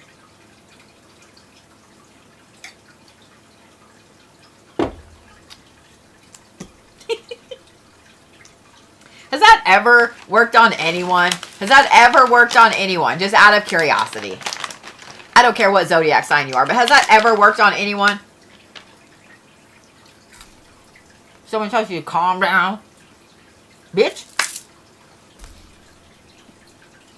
Alright, Cancers. The caretaker of the lost. If that right there is not the card for the Cancers, the caretaker of the lost. Assistance, memory, respite. And the next card, here's why I'm giggling. Y'all haven't seen this other card right here because it flipped upwards. So I already know what the next card is. I'm going to read this again. And then I'm going to tell you this other card, and you're going to see why I'm giggling. But before I do, I just want you to know, Cancers, you are not allowed to hate the messenger. You are not allowed to send dagger eyes my way. Pun intended. You'll see why in a minute. You are not allowed to be mean. I love you, Cancers. I'm your zodiac opposite. We love each other until we don't. I'm just saying, just because the cards are saying what they're saying doesn't mean that I get dagger eyes from the Cancers. The caretaker of the lost and cut ties. Do you see why I said daggers? Boom. So when I turned this card over, and this one was already right there, and what's even funnier is you already know this. You already know this. And then you have good fortune. Cancer, this week is a crossroads for you. You already know what I'm going to say. There's two aspects of this, okay? For some of you Cancers, this is a specific person. And as soon as I said cut ties, you were like, I know.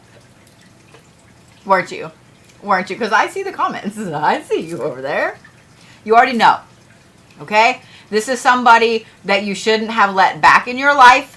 This is somebody that's been trying to do everything they can to change you or to get under your skin or to get back in, or an ex or whatever. This is somebody that you know damn well you shouldn't have let back in your life. But because you're a Cancer and because you have a soft spot, you let them back in. For you other Cancers over there, this is a habit with yourself. This is your need to always make sure, and this could be both, I'm not going to lie. For a lot of you Cancers, this is both. This is your need to always be the hero. This is your need to always be the one that does the rescuing, right? This is your need to always be the one that everyone counts on.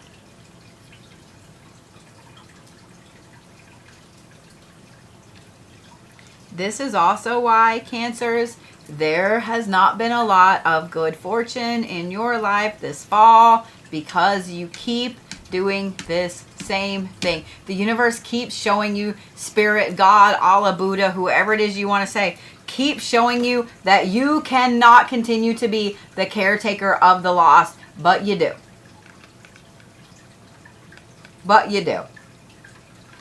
I love that I looked up just in time to see this comment from Nightcat on YouTube that says, bruh. I feel called out and I want to go home. I love you.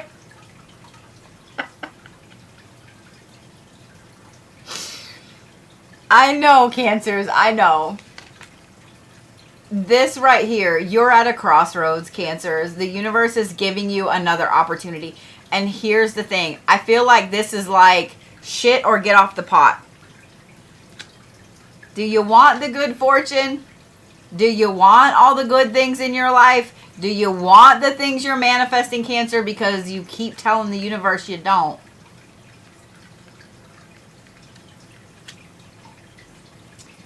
Cut ties with it, Cancer. The universe is giving you the opportunity.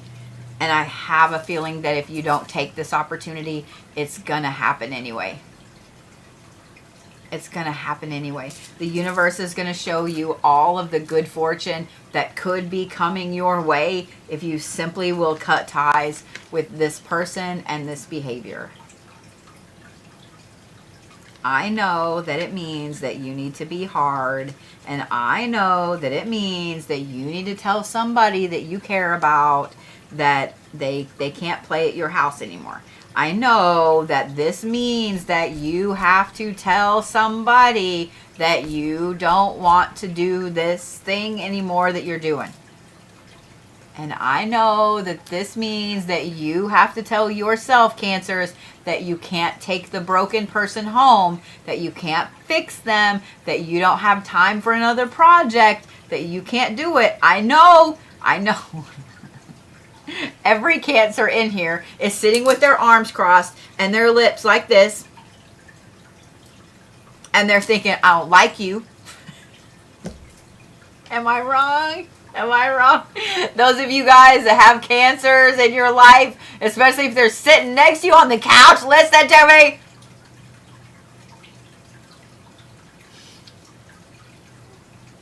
What's really funny is after I do Reiki and Zodiacs, I'm usually pretty hyped up, and I sit in bed and I look at some of the comments on YouTube. I look at some of the comments that you guys send me through like private messages and DMs and stuff like that. I already know that I'm going to get Cancer hate. I already know the Cancers are going to be sending me the hate, but know that I'm right.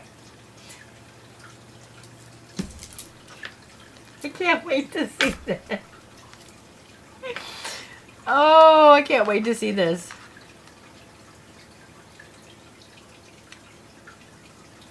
I find this super, super interesting. Let me get my glasses because this word's hard to see too. I'm pretty sure that I know what card this is, but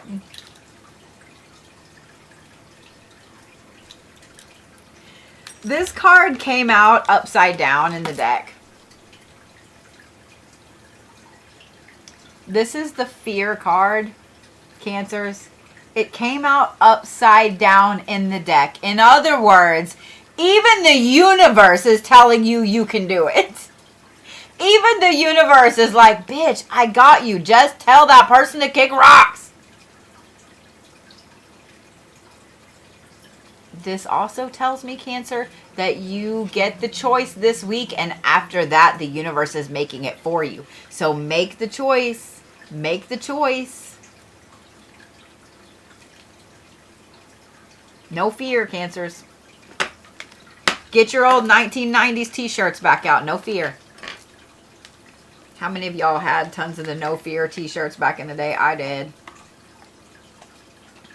I actually had one that I would totally wear all the time now if I still had it. It was black. It had eyeballs on the back. It said, does not play well with others. Even though I do play well with others. But I would wear it all the time.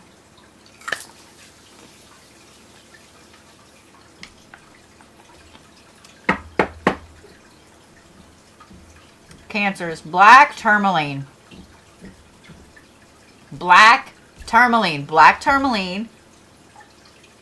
Black tourmaline. Pyrite actually is going to be the best stone for you. Black tourmaline is in Pyrite, but if you can't find Pyrite, black tourmaline, I'm going to say black tourmaline and jade. If you have Pyrite, that's what I would use. But black tourmaline and jade.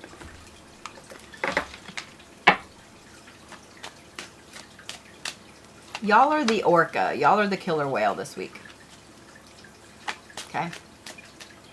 And Leos, I'm trying to get one card. Y'all keep drawing like 9. Y'all keep drawing like 9. That's a gorgeous card. I'm not going to lie. The Hecate deck is absolutely gorgeous. It is absolutely gorgeous. It's a little bit big. Like for my hands, it's a little bit big, but it is absolutely gorgeous. Are we ready, Leos? I know you are. I hope you are. Some Leo out there says, I was born ready. I know. I know.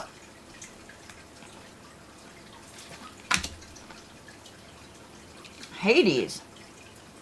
Equality, inevitability, and wisdom. Okay. Perfect timing. It's Leo.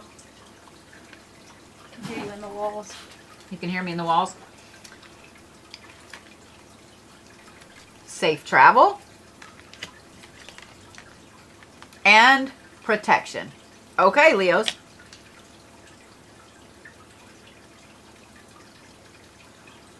Oddly, this is a week of quiet introspection for you Leos. This is a week of... What? I kept seeing your hand. I'm like, are you doing it on purpose?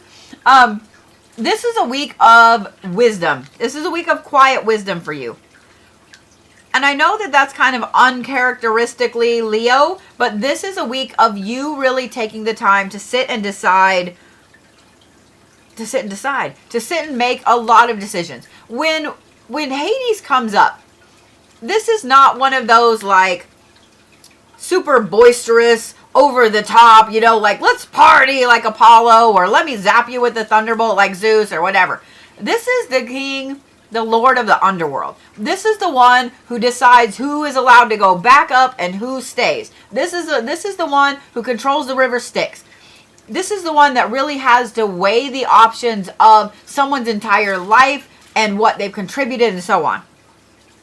That's a heavy job, right? So when that card comes up, that tells me this is kind of like a heavier week for this sign. So Leos, and now I'm not saying that you guys aren't going to be over the top and boisterous and loud like your normal Leo selves, but this is a lot of different things that you guys are going to be mulling around, looking at, etc. in your life.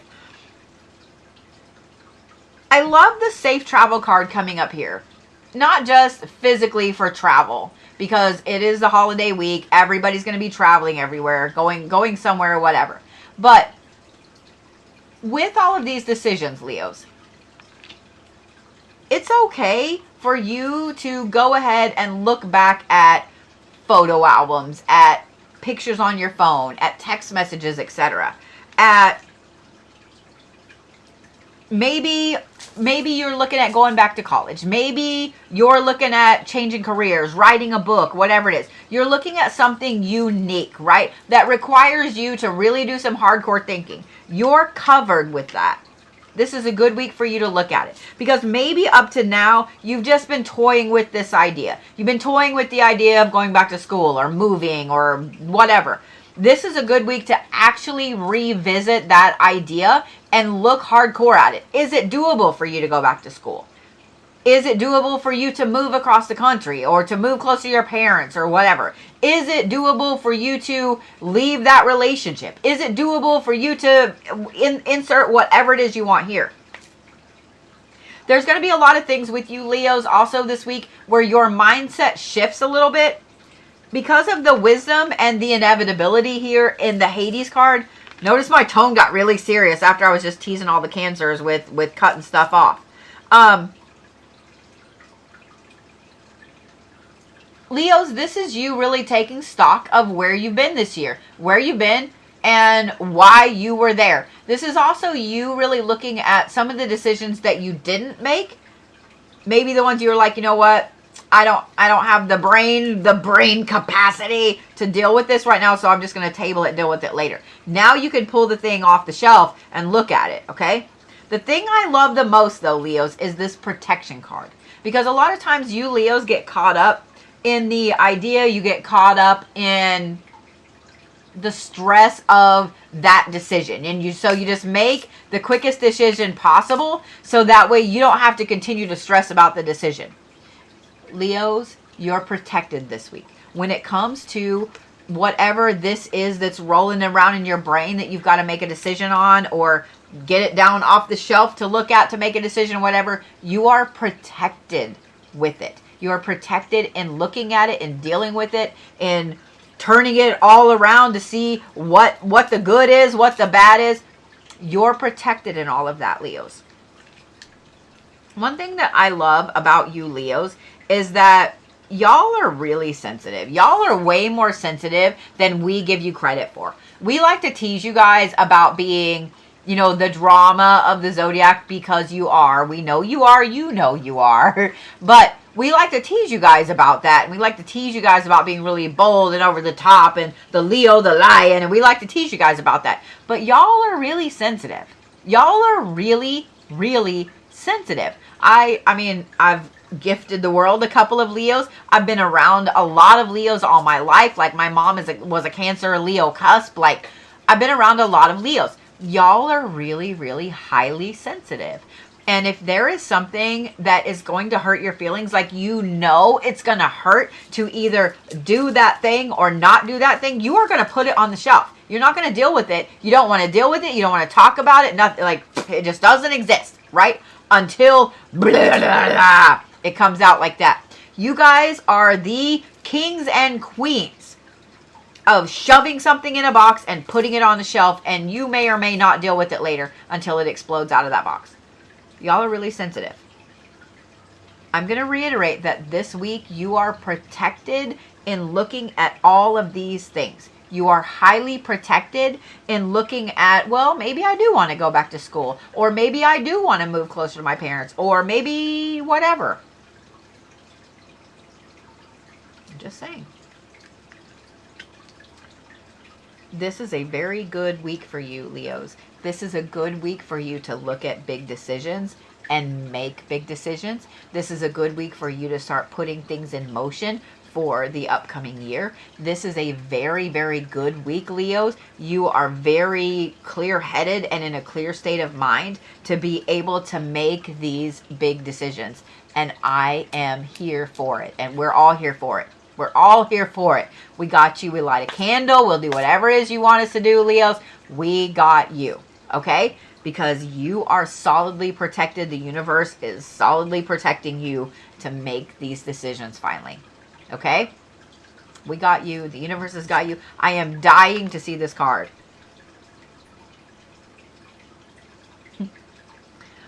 This is the Desire card. And it's the number 22. I feel like I need to point that out. This is the Desire card. What I love about this also, Leos, is that this is a lot of fire energy right there. That tells me that from now until the spring equinox, this is a lot of desire. This is you being able to go after the things that you desire instead of just like, well, you know, I could do it later. I'm just saying. It is the number 22. I'm just saying what I'm saying. Leos be feeling their Leo-y selves until spring. Well, we're not going to go down the bow chicka bow bow rabbit hole with that, but you know what I mean. All right. Stones for Leos. Stones for Leos. I'm going to say blue sandstone, blue goldstone, because I've seen it called all the things. Blue goldstone. And fluorite. Blue goldstone and fluorite. Rainbow fluorite's going to be the best, but whatever fluorite you feel drawn to. Okay? So blue goldstone, rainbow fluorite.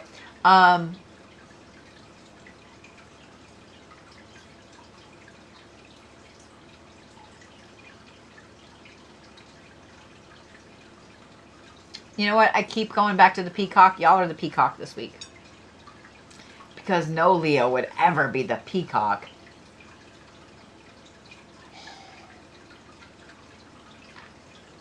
Y'all are the peacock this week. Alrighty then. That brings us to my lovely little Virgos. Where's my Virgo gang at? While I'm drawing cards, I just want to brag just a minute. Like, I'm super excited. Y'all can hear the water over there. Virgos. I'm not giving you guys like 6 cards. I pulled 2 cards out and a whole bunch more just came out. And now we're going to look at them.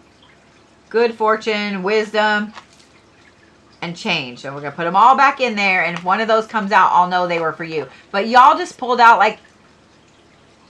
I mean, I'm here for it. Anyway, so the Virgos, I'm going to need you to get your shit together, okay? I'm going to need you to woo-saw. I'm going to need you to get your shit together because this is a lot of cards. The other day, Petco had a sale on the aquarium kits, right?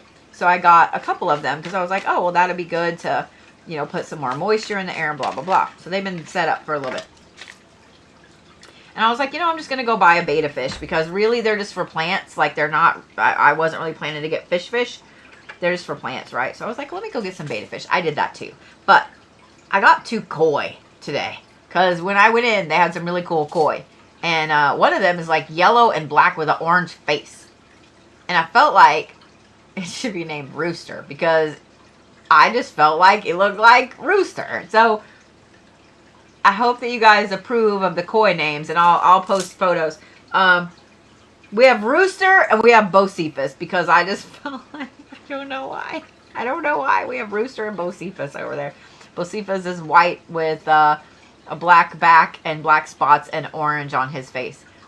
So I thought it was funny. So Rooster and Bocephus.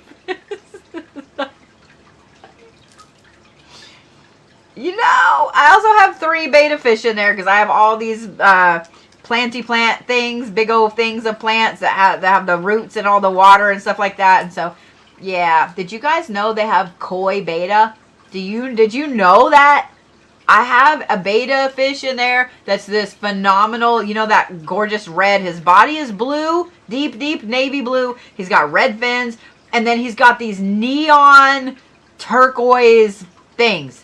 Oh, he's so pretty. If y'all did not know that this was a thing, I'm going to apologize in advance because when you go look them up, you're going to be like, oh my God. Okay, anyway, Virgos. The Virgos are like, you have our cards out. We would like to hear our card. The Maestro. Understanding. Ingenuity. I almost flipped the card. Did you guys see it? I almost flipped it way over there. That would have been funny because my face would have been even better. Ingenuity. Wisdom. You know, I find this really interesting.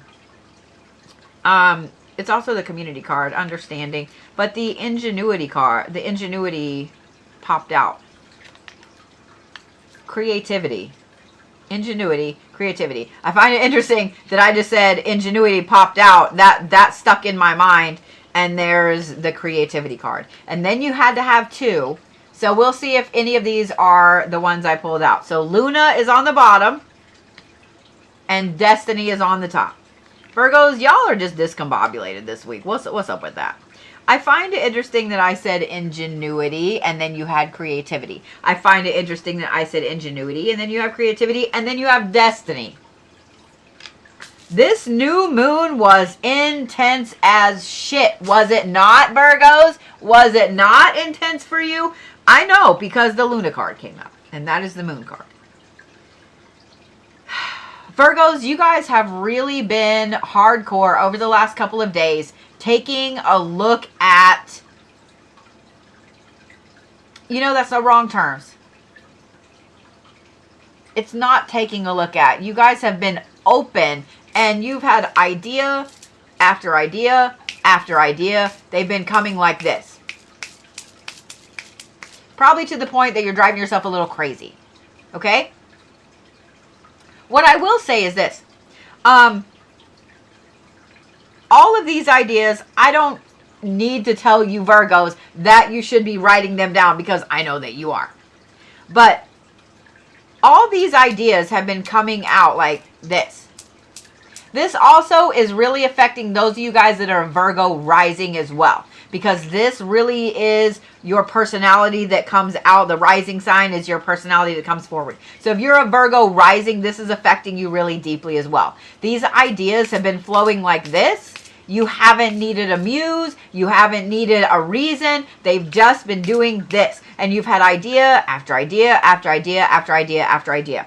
What I love about this is by writing all of these down, it may not mean that you act on every single one of these ideas, but by writing these ideas down, this is a path for you to move forward in your own personal destiny line. Does that make sense? We all have something that we are supposed to accomplish when we're here. And usually there's like 4 or 5 paths that we can use to accomplish that thing. Does that make sense? So by you having all of these ideas, it's like you doing this crazy like back up on the road. I don't know where you were over here, where you were driving to over there, but this is you full on getting turned back up on the road. Now what I love is you guys have 4 or 5 specific lanes ahead of you that you can choose to go forward with. All of them are going to lead to the exact same thing, the exact same result, the exact same end that you have been manifesting. But each one of these different roads is going to allow you to use this ingenuity and this creativity differently.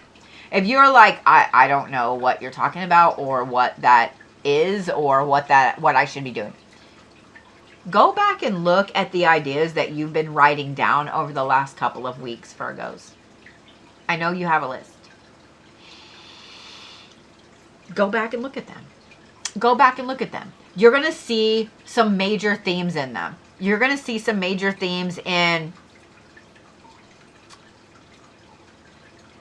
like the underlying aspect. Like, is one a new business, or are 2 of them a new business, and one's very, very creative with something and one's very analytical, and you know, maybe this one over here is going back to school so you can start a business, or maybe this one over here is going back to school to get a promotion this next year or whatever. You're going to see like underlying themes of all of these, Virgos. You may already have seen the underlying theme, but I have a feeling you haven't. What I love about the Destiny card is this, and I want you to keep this in mind, and I'm going to try not to scream because I feel like I've been yelling at you guys. Virgos, not everybody in your life is meant to go along with you on this ride. Sometimes when you step onto the path that you're supposed to be on, that your destiny is on, there are people that can't go with you because their destiny does this. They can't go, right? They just can't go. There are people that need to come in and they can't do that. If you still have all of this over here, if these people over here, if y'all are holding each other back as far as your destiny goes, you have one and they have one. And for some reason, the 2 of you are just like holding on for dear life, even though you know that you need to do this. It's because someone over here can't do this. They can't come in because this person is still there. That is one of the hardest things to realize when it comes to a spiritual awakening and really just life in general. We lose people all the time, and not just like death, like they're gone. We lose touch with friends randomly, not because we had a fallout, but just because life, right? We lose track of coworkers, of all kinds of things. We just lose track of people, right? We don't feel that really though until we hit a spiritual awakening. And when you hit the spiritual awakening and suddenly you realize like, holy shit, it's because I couldn't move across the country for this amazing job I was manifesting while I was living with so-and-so because I never had the money to travel to go apply for this job. You see what I mean? So all of these things start to happen. Virgos, that's the kind of week you're going to have. This is a lot of you paying attention to every one of those damn ideas you've been writing down. This is also going to be words. This is also going to be a week where you have idea after idea after idea, and you need to be writing them down, Virgos, because you're not going to remember them. If you're in the car or whatever, be like, hey Siri, hey Google, whatever, make a note of blah blah blah blah blah blah blah. Like that's what I do when I'm in the car is hey Siri. But you need to be paying attention to these and writing them down, okay? Woo! Because this is the week that these ideas lead you to that path you've been manifesting. That highest good, that where do I need to be? What do I need to do? What do I need to accomplish? This is the week. This is the week, Virgos. Okay? I'm dying to look at this other card. Are you guys ready?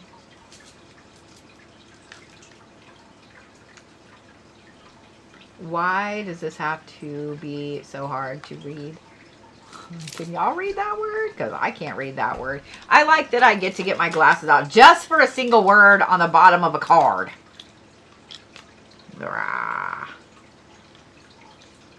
This, you are going to take this personally, Virgos. I just want you to know, you're going to take this personally. I thought this was the Wrath card at first, and I was a little nervous about that. But this is the Defeat card. Thank you for that. This is the defeat card. This does not completely mean that you are in a defeated aspect until spring, Virgos. This does not mean that you're going to defeat everything. Defeat has a lot of different meanings. Defeat has a lot of different aspects in your life, okay? But remember when I said that sometimes there aren't people that can go forward with you? Remember when I said that sometimes you need to make these decisions on your own? Remember when I said that this right here, this destiny and you moving forward is going to be you making some decisions? I'm just saying. Sometimes you have to defeat the monster and sometimes you have to let the monster defeat you. I'm just saying, Virgos. I know every Virgo in here is like, son of a bitch.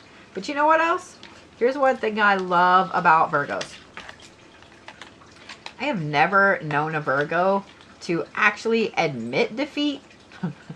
And I have never known a Virgo to not be ready to jump right the hell back up after a defeat. Just saying. Just saying. Stones for Virgos.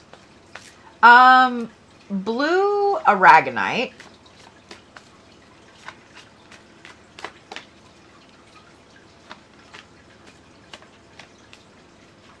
Man, I want to give you like 6. Blue aragonite and malachite.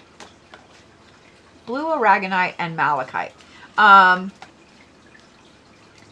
You are the anaconda. You are the anaconda. Yeah. Yeah.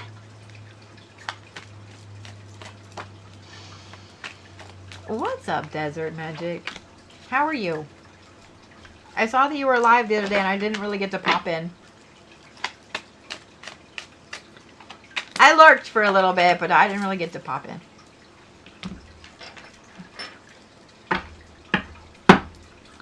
All right. Libras. Where's all my little Libras?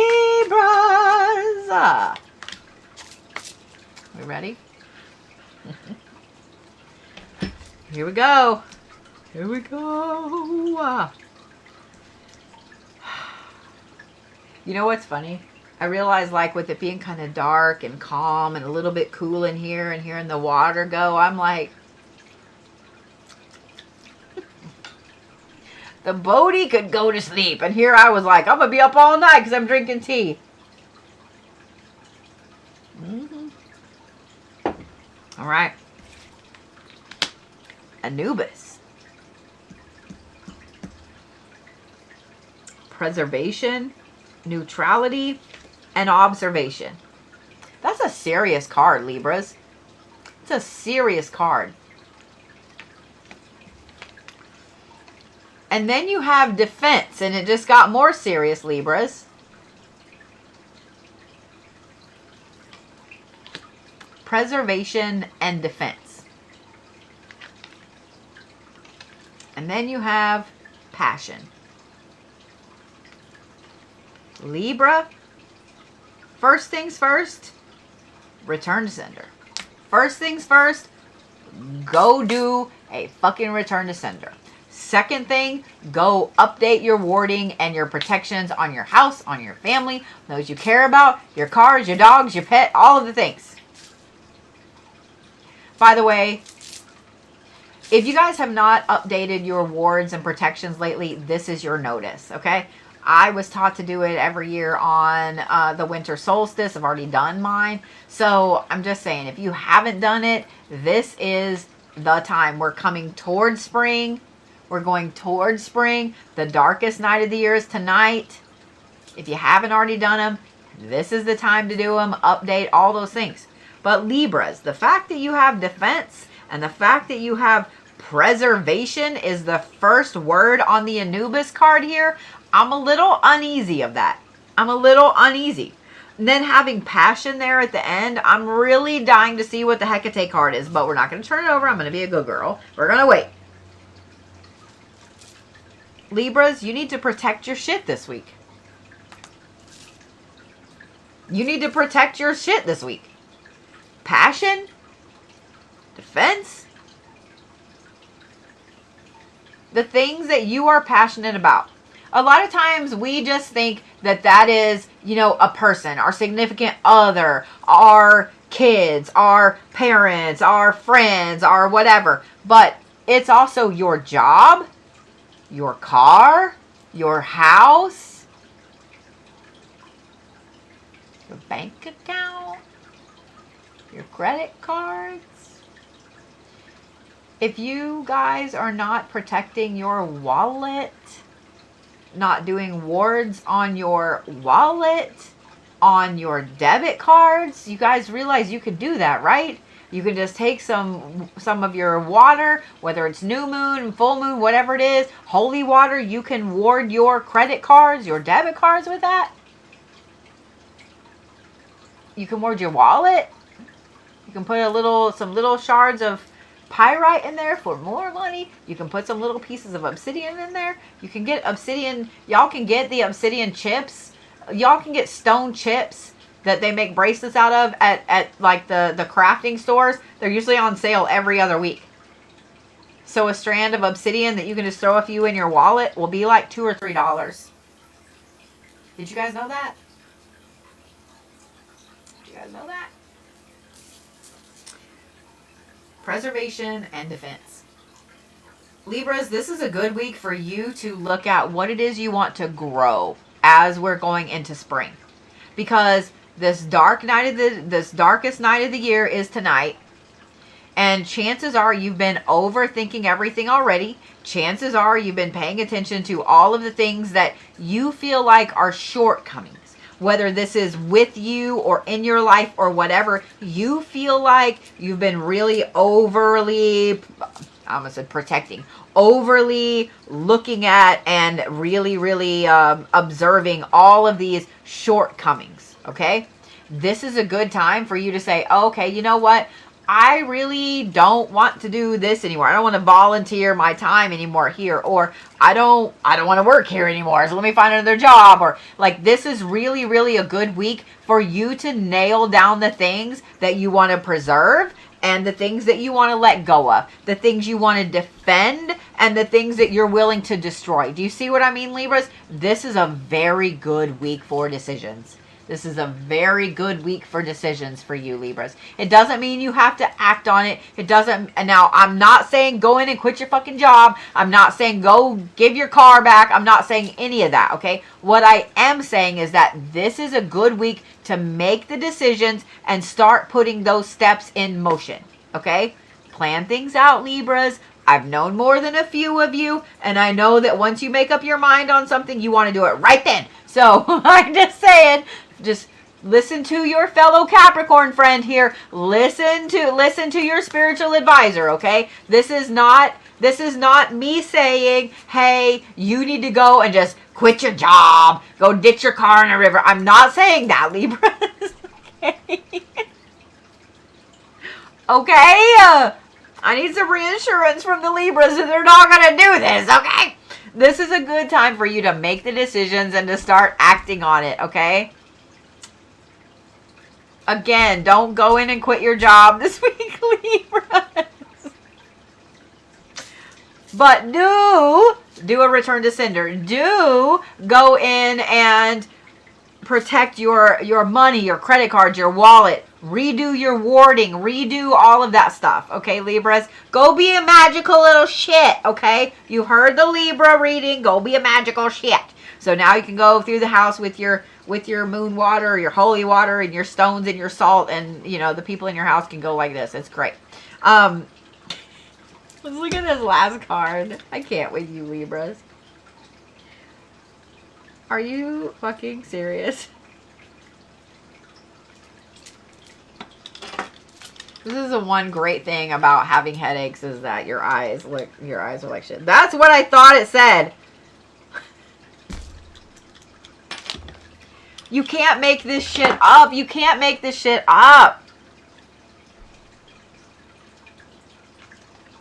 This is the cleansing card. Did I not just tell you guys to go and redo your wardings?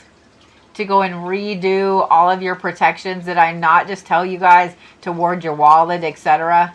To do a return to sender? For those of you guys that are just getting into magic shit, when you redo wardings, what do you have to do? You have to cleanse the old ones off. You can't make this shit up. You cannot make this shit up. I love this deck. I love this deck. I love this deck. I love this deck. All right. Stones for Libras. I also love that I just told the Libras that this is the time they need to be making decisions, and this is the time to start, you know, deciding what they're going to do, you know, as 2026 comes in, and the energy from the winter solstice to the spring equinox is cleansing. Love it. Love it. All right. Stones for Libras. Citrine and Tiger's Eye. Citrine and Tiger's Eye. Those are good for multiple things. I will let you guys look. Citrine and Tiger's Eye. Animal's a little tougher as I'm throwing cards everywhere.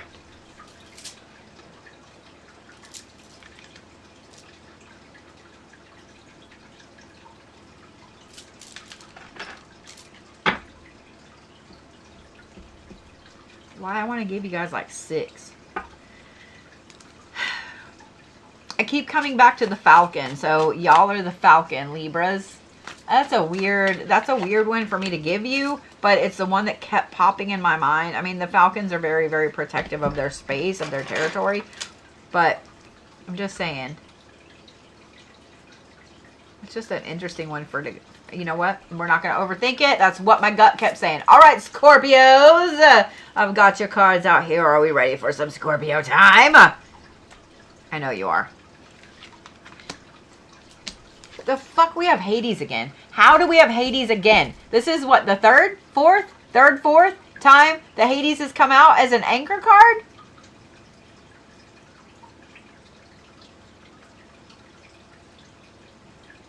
Inevitability, wisdom, equality.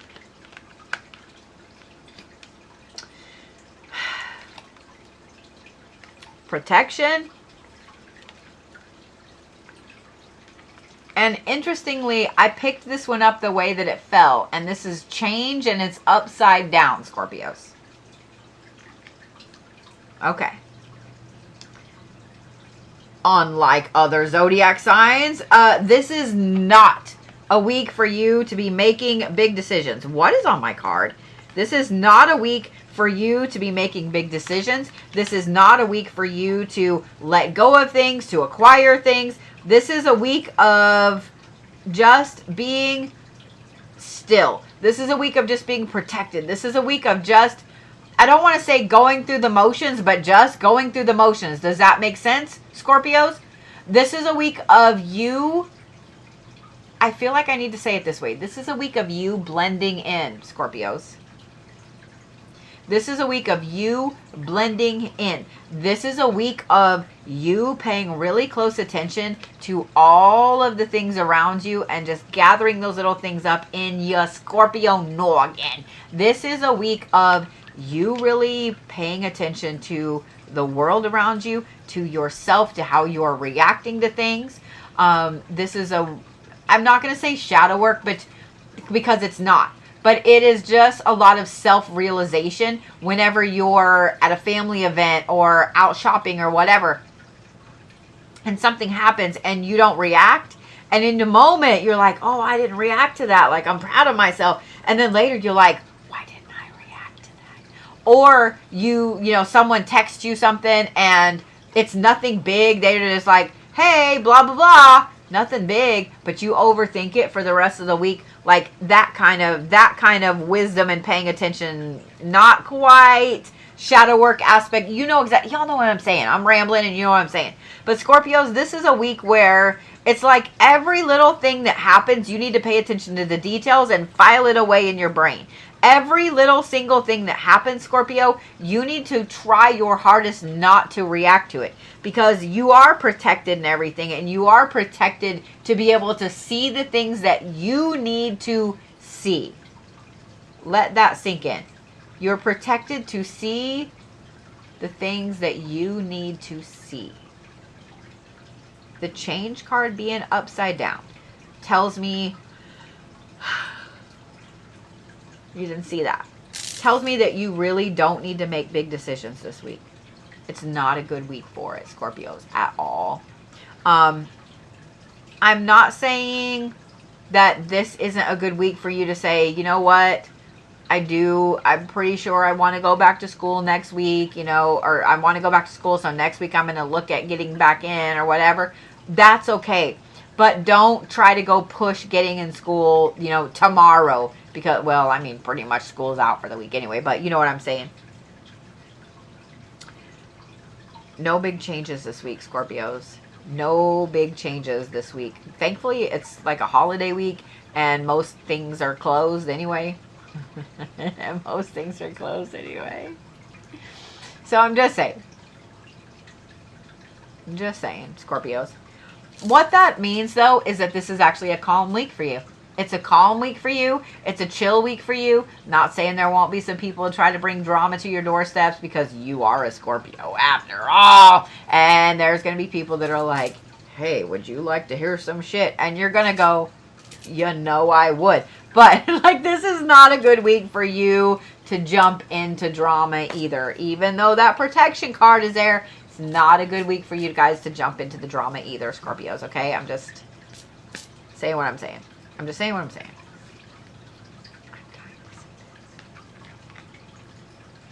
Why is it that I can't see any of these? Interesting. Interesting. I'm pretty sure I know the word. And then I'm like, no, let me get my glasses on. Oh, I was wrong. I thought this was the Destiny card. This is the Dreams card. I'm really here for this one. I'm really here for this one, Scorpio. This is your energy from now until the spring equinox. Let that sink in. Let that sink in, Scorpios. Okay. I see you over there. I see you over there. Stones for Scorpios. Labradorite. Let me not put that in upside down. Labradorite and Dalmatian jasper. Lab and Dalmatian jasper.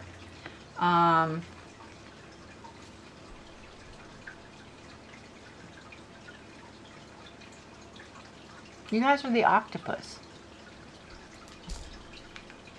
You guys are the octopus.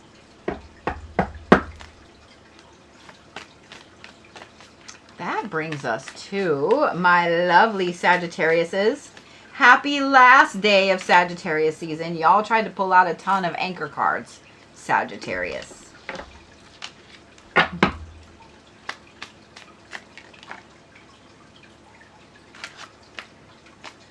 Y'all are trying to pull out all the cards, Sagittarius. I know, I saw this one flip and flip and flip. Okay.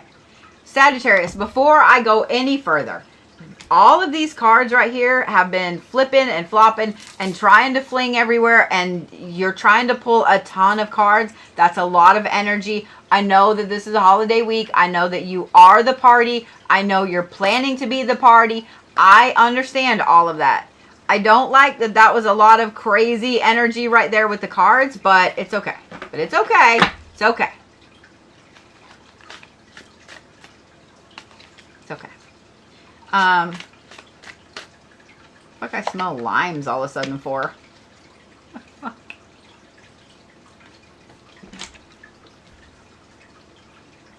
Like key lime pie. What the hell? Now I want key lime pie. Whoever's eating key lime pie, you're a jerk.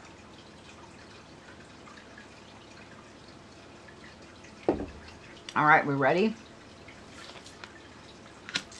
Char on the Ferryman, which is necessity, focus, and transition. And change. You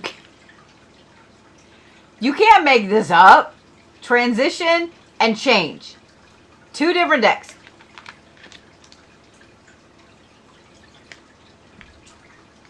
And then you had this one fling out like this, and this is banish a curse. And notice that it is whopper jawed. It wasn't all the way upside down. That tells me it's doing that. It's fucking whopper-jawed. Banish a curse. Sagittarius, just do the thing. Just make the change. Just pull the Band-Aid off. Just do the fucking thing. I love you, Sagittariuses, but y'all will take forever to make a decision because you don't want to make the wrong decision, which I get.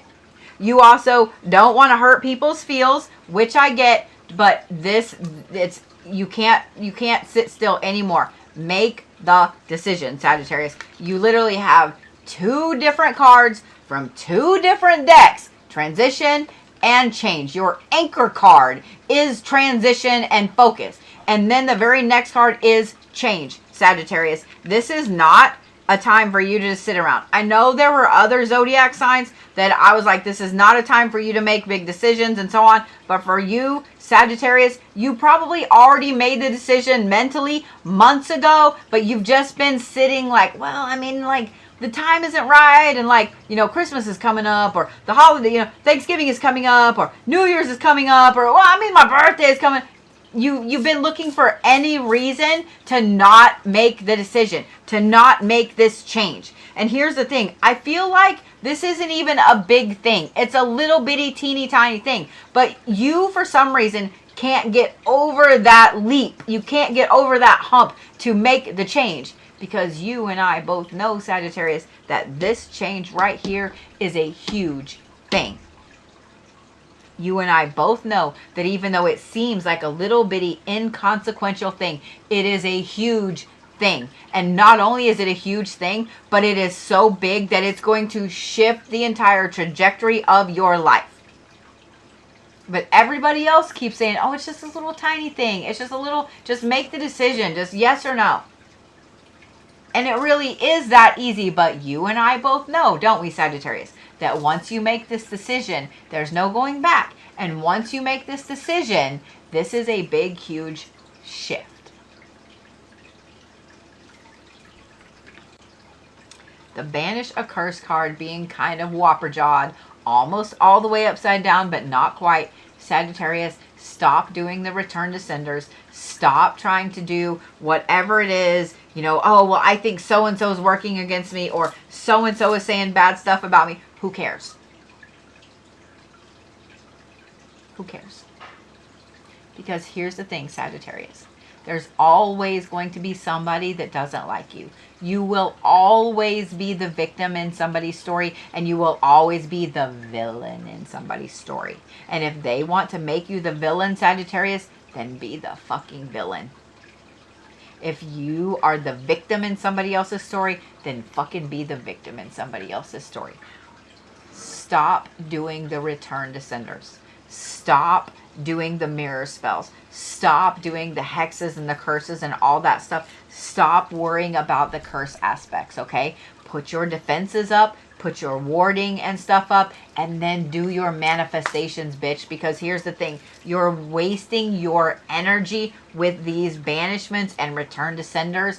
They're working. I promise they are. But it's just one of those things where if you keep doing them, it's not going to do anything but waste your ingredients, okay? Use them for your manifestations. Because Sagittarius, I know you know this, and when I say this, you're going to go, I know. But I want you to really hear me out, okay? The best revenge is success, dude. The best revenge is success. Go be successful, Sagittarius. Go be successful, Sagittarius. Okay? Stop stressing about them. Go be successful. Make the change, make the decision, and do the thing, okay? Do the thing. Yeah? Yeah. I'm dying to see this. How is this one upside down? Probably because I put it upside down. What the fuck? Why is it that I can't... Why can't I see the words on this card? Probably because it's kind of dark in here. I'm pretty sure this says Unchained. Unlocking.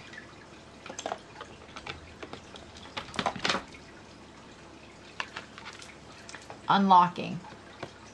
This goes right along with change. It goes right along with transition. It goes right along with you making that decision, Sagittarius.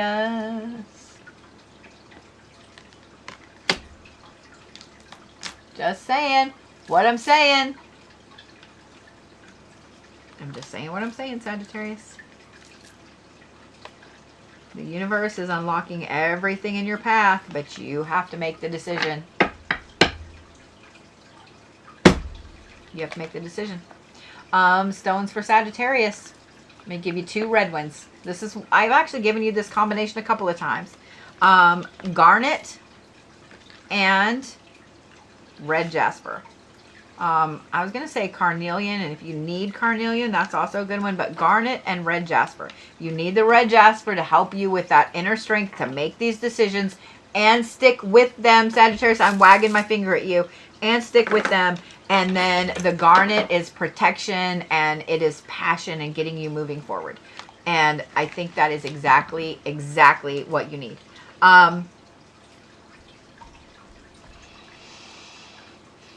You are the elephant, Sagittarius. You are the elephant. You're the elephant.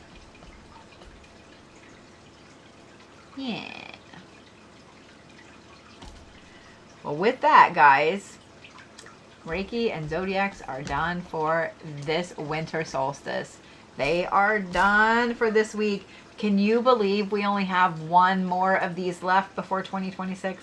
Next Sunday is the last one of 2025. So y'all better come with your big kid pants on, because we're going to pull out all the stops.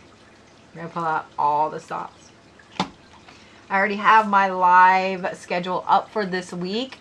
So please make sure, especially if you're watching on TikTok, that you go and you register for them, so you will get the notifications. I don't know why people are not getting notifications. It's been a thing for a hot minute. So go check them. Mark them in your calendars. Mark them in your calendars. And yeah, I will see you guys later.